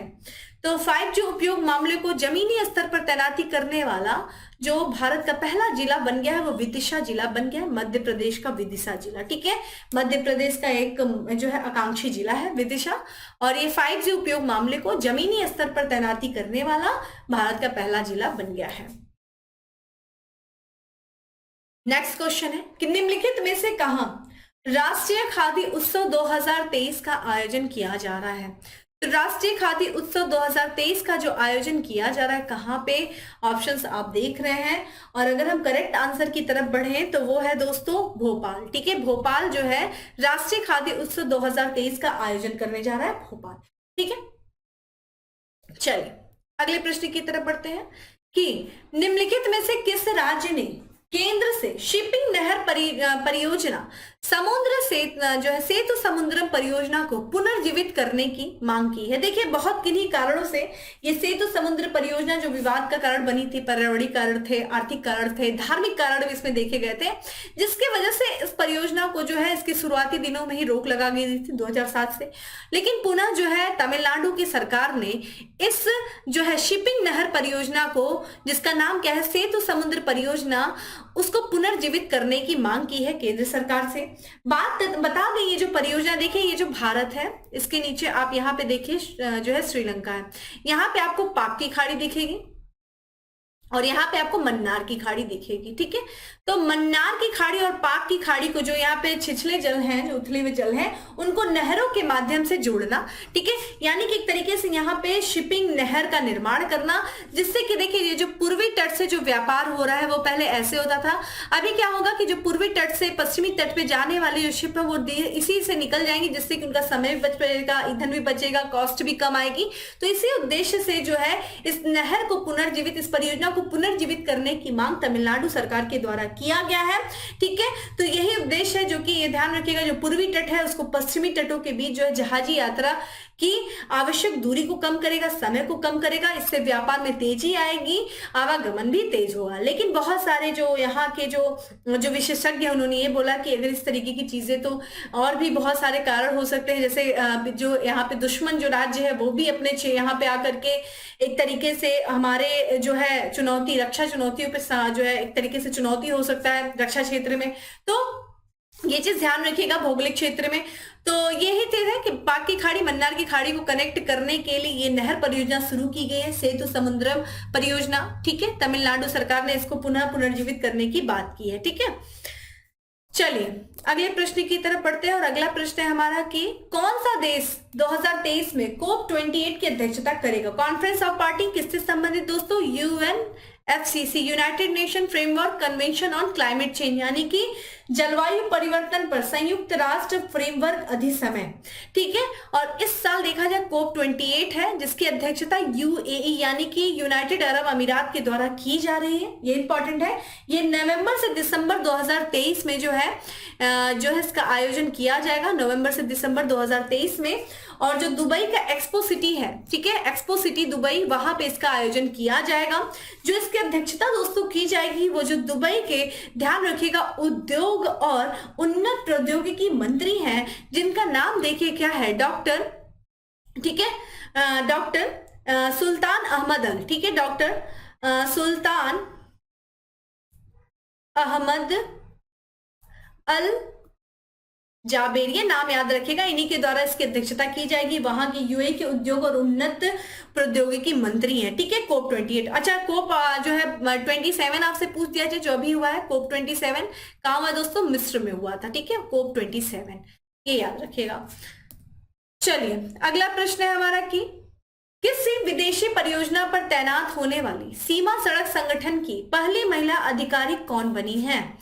तो ध्यान रखिएगा, ये सीमा सड़क BRO यानी कि बॉर्डर रोड ऑर्गेनाइजेशन में तैनात होने वाली, किसी विदेशी परियोजना में तैनात होने वाली जो पहली महिला अधिकारी बनी है दोस्तों, वो कौन है? सुरभि जखमोला। ठीक है, सुरभि जखमोला ये बनाई गई है। और ये देखिए भूटान में एक प्रोजेक्ट चलाया जा रहा है BRO के द्वारा, भूटान में, क्या नाम है उसका? प्रोजेक्ट दंतक। ठीक है, ध्यान रखिएगा, ये प्रोजेक्ट इंपॉर्टेंट है आपके लिए। ठीक है, प्रोजेक्ट दंतक, ठीक है, उसके द्वारा जो है इसी में इस प्रोजेक्ट दंतक में ये जो है तैनात होने वाली पहली महिला अधिकारी बनी है, ठीक है, सीमा सड़क संगठन की ये पहली महिला अधिकारी है, तो ध्यान रखिएगा सुरभि झकमोला। चलिए अगले प्रश्न की तरफ बढ़ते हैं। अगला प्रश्न है हमारा कि मिस यूनिवर्स 2022 का खिताब किसने जीता है? तो देखिए मिस यूएसए जो थी उन्होंने मिस यूनिवर्स 2022 का खिताब जीता है, और देखिए इनका नाम क्या है, आरबोनी गैब्रियल, ठीक है, आरबोनी गैब्रियल जो है ये मिस यूनिवर्स 2022 बनी है। और ध्यान रखिएगा इस वर्ष जो था ये 71 मिस यूनिवर्स पेजेंट था जिसकी विजेता गैब्रियल जी हैं। और ध्यान रखिएगा ये मिस यूएस जीतने वाली पहली जो है फिलिपिनो अमेरिकी भी थी, ठीक है। और इनको देखिए इस साल ताज कौन पहना था, जो पिछले साल जो विजेता थी मिस यूनिवर्स कौन था दोस्तों, वो भारत की हरनाज संधू जो थी उन्होंने ही इनको मिस यूनिवर्स का ताज पहनाया। भारत की तरफ से देखिए देविता राय जो थी, ठीक है, देविता राय वो टॉप 5 में भी नहीं आ सकी, ठीक है। तो ध्यान रखिएगा ये जो आयोजन हुआ था मिस यूनिवर्स 2022 का वो हुआ था लुइसियाना, ठीक है, लुइसियाना प्रांत में हुआ था। और ये मिस जो यूएसए है वही जीती है मिस यूनिवर्स, कौन है, आरबोनी गैब्रियल। चलिए अगले प्रश्न की तरफ बढ़ते हैं। और अगला प्रश्न है दोस्तों की हाल ही में अंधता नियंत्रण के लिए यानी कि अंधता नियंत्रण के लिए पॉलिसी लागू करने वाला पहला राज्य बना है। अंधता नियंत्रण के लिए पॉलिसी लागू करने वाला जो पहला राज्य कौन सा बना है, गुजरात, केरल, राजस्थान, उड़ीसा। तो दोस्तों कौन बना है, ऑप्शंस आप देख रहे हैं, ये राजस्थान बना है, ठीक है। राजस्थान जो है वो पहला ऐसा राज्य है देश का जिसने अंधता नियंत्रण यानी कि दृष्टिहीनता को नियंत्रित करने की नीति को लागू किया है। और दृष्टिहीनता की नीति को लागू करने वाला राजस्थान देश का पहला राज्य बन गया है, ठीक है। चलिए अगले प्रश्न पे कि किस देश ने विकासशील देशों को चिकित्सा आपूर्ति प्रदान करने के लिए आरोग्य मैत्री परियोजना की घोषणा की है। आरोग्य मैत्री परियोजना की जो घोषणा की है ये विकासशील देशों को चिकित्सा आपूर्ति प्रदान करने के लिए, देखिए ये कोई और देश नहीं होगा, भारत जो है ऐसे कार्यों में इस समय सबसे आगे चल रहा है, ठीक है। तो आरोग्य में जो मैत्री परियोजना जो कि विकासशील देशों को चिकित्सा आपूर्ति करने के लिए है, यानी कि अगर उस देश में जो है भारत जो है जो प्राकृतिक आपदाएं आ जाए या कोई मानवीय संकट आ जाए तो उस दौरान जो है जो विकासशील देश है उन देशों की जरूरी चिकित्सा आपूर्ति प्रदान करेगा, और इसके लिए आरोग्य मैत्री परियोजना शुरू किया है, ठीक है।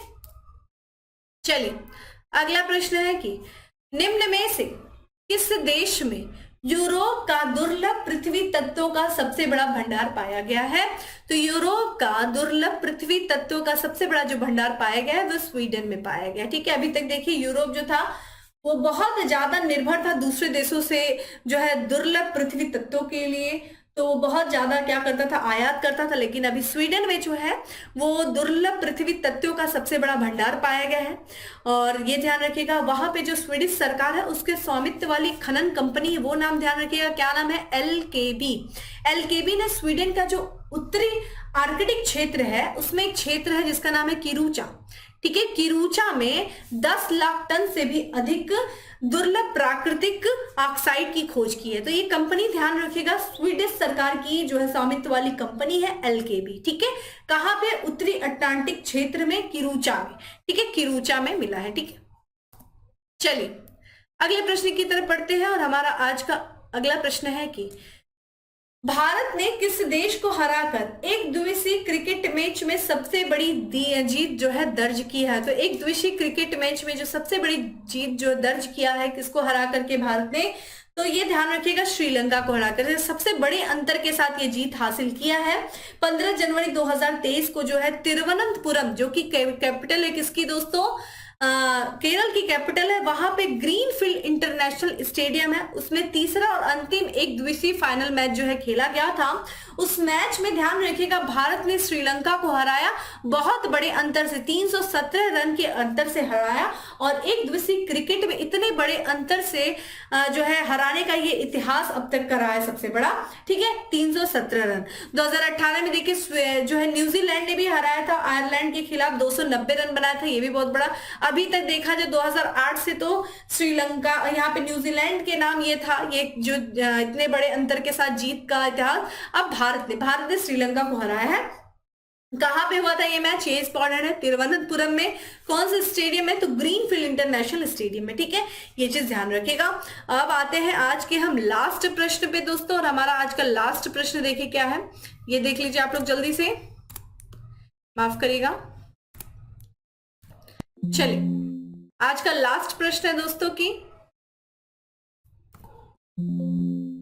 भारत और किस देश के बीच अभ्यास वरुण का 21वां संस्करण आयोजित किया जा रहा है? तो ये अभ्यास वरुण है जिसका 21वां संस्करण जो आयोजित किया जा रहा है भारत और फ्रांस के बीच में आयोजित किया जा रहा है। ठीक है, ध्यान रखिएगा ये द्विपक्षीय नौसेना अभ्यास है। वरुण जो है ये नौसेना अभ्यास है जो भारत और फ्रांस के बीच में आयोजित किया जाता है। इस साल इसका 21वां संस्करण था, और ये जो दोनों देशों के बीच जो द्विपक्षीय अभ्यास है इसकी शुरुआत जो की गई थी 1993 में इसकी शुरुआत की गई थी, और 2001 में इसका नाम वरुण रखा गया था। तो वरुण जो है नौसेना अभ्यास है जो भारत और फ्रांस के बीच में आयोजित किया जाता है, और इस साल देखा जाए तो 21वां संस्करण आयोजित किया गया था, पश्चिमी तट पे किया गया था भारत के। तो दोस्तों ये था आज का हमारा जो है ओवरऑल जो है जनवरी का, हम लोगों ने लमसम बहुत सारी चीजों के बारे में डिस्कस किया। और बार बार मैं कहती हूँ कोशिश क्या करें डेली करंट अफेयर्स की वीडियो को फॉलो करने का। इससे क्या होगा, आपको और भी बहुत सारी चीजें पता चलेंगी जो कि इस मंथली करंट अफेयर्स की वीडियो में बहुत सारी चीजें पॉसिबल नहीं हो पाता है ऐड करना। तो कोशिश क्या करिए, मॉर्निंग में 7 बजे करंट अफेयर्स की क्लास स्टार्ट होती है, तो डेली जो है आप लोग कोशिश करिए कि 7 बजे आप लोग मतलब मैक्स टू मैक्स 25 से 30 मिनट की क्लास होती है, उसमें बहुत सारी चीजें आपको बताई जाती हैं। तो कोशिश करिए डेली जो है करंट अफेयर्स की क्लास को फॉलो करिए और आपका कुछ भी ना छूटे ये प्रयास करिए। ठीक है, चलिए फिर हम मिलेंगे डेली करंट अफेयर्स वाली क्लास में। चलिए तब तक के लिए ma'am have a good day, stay safe.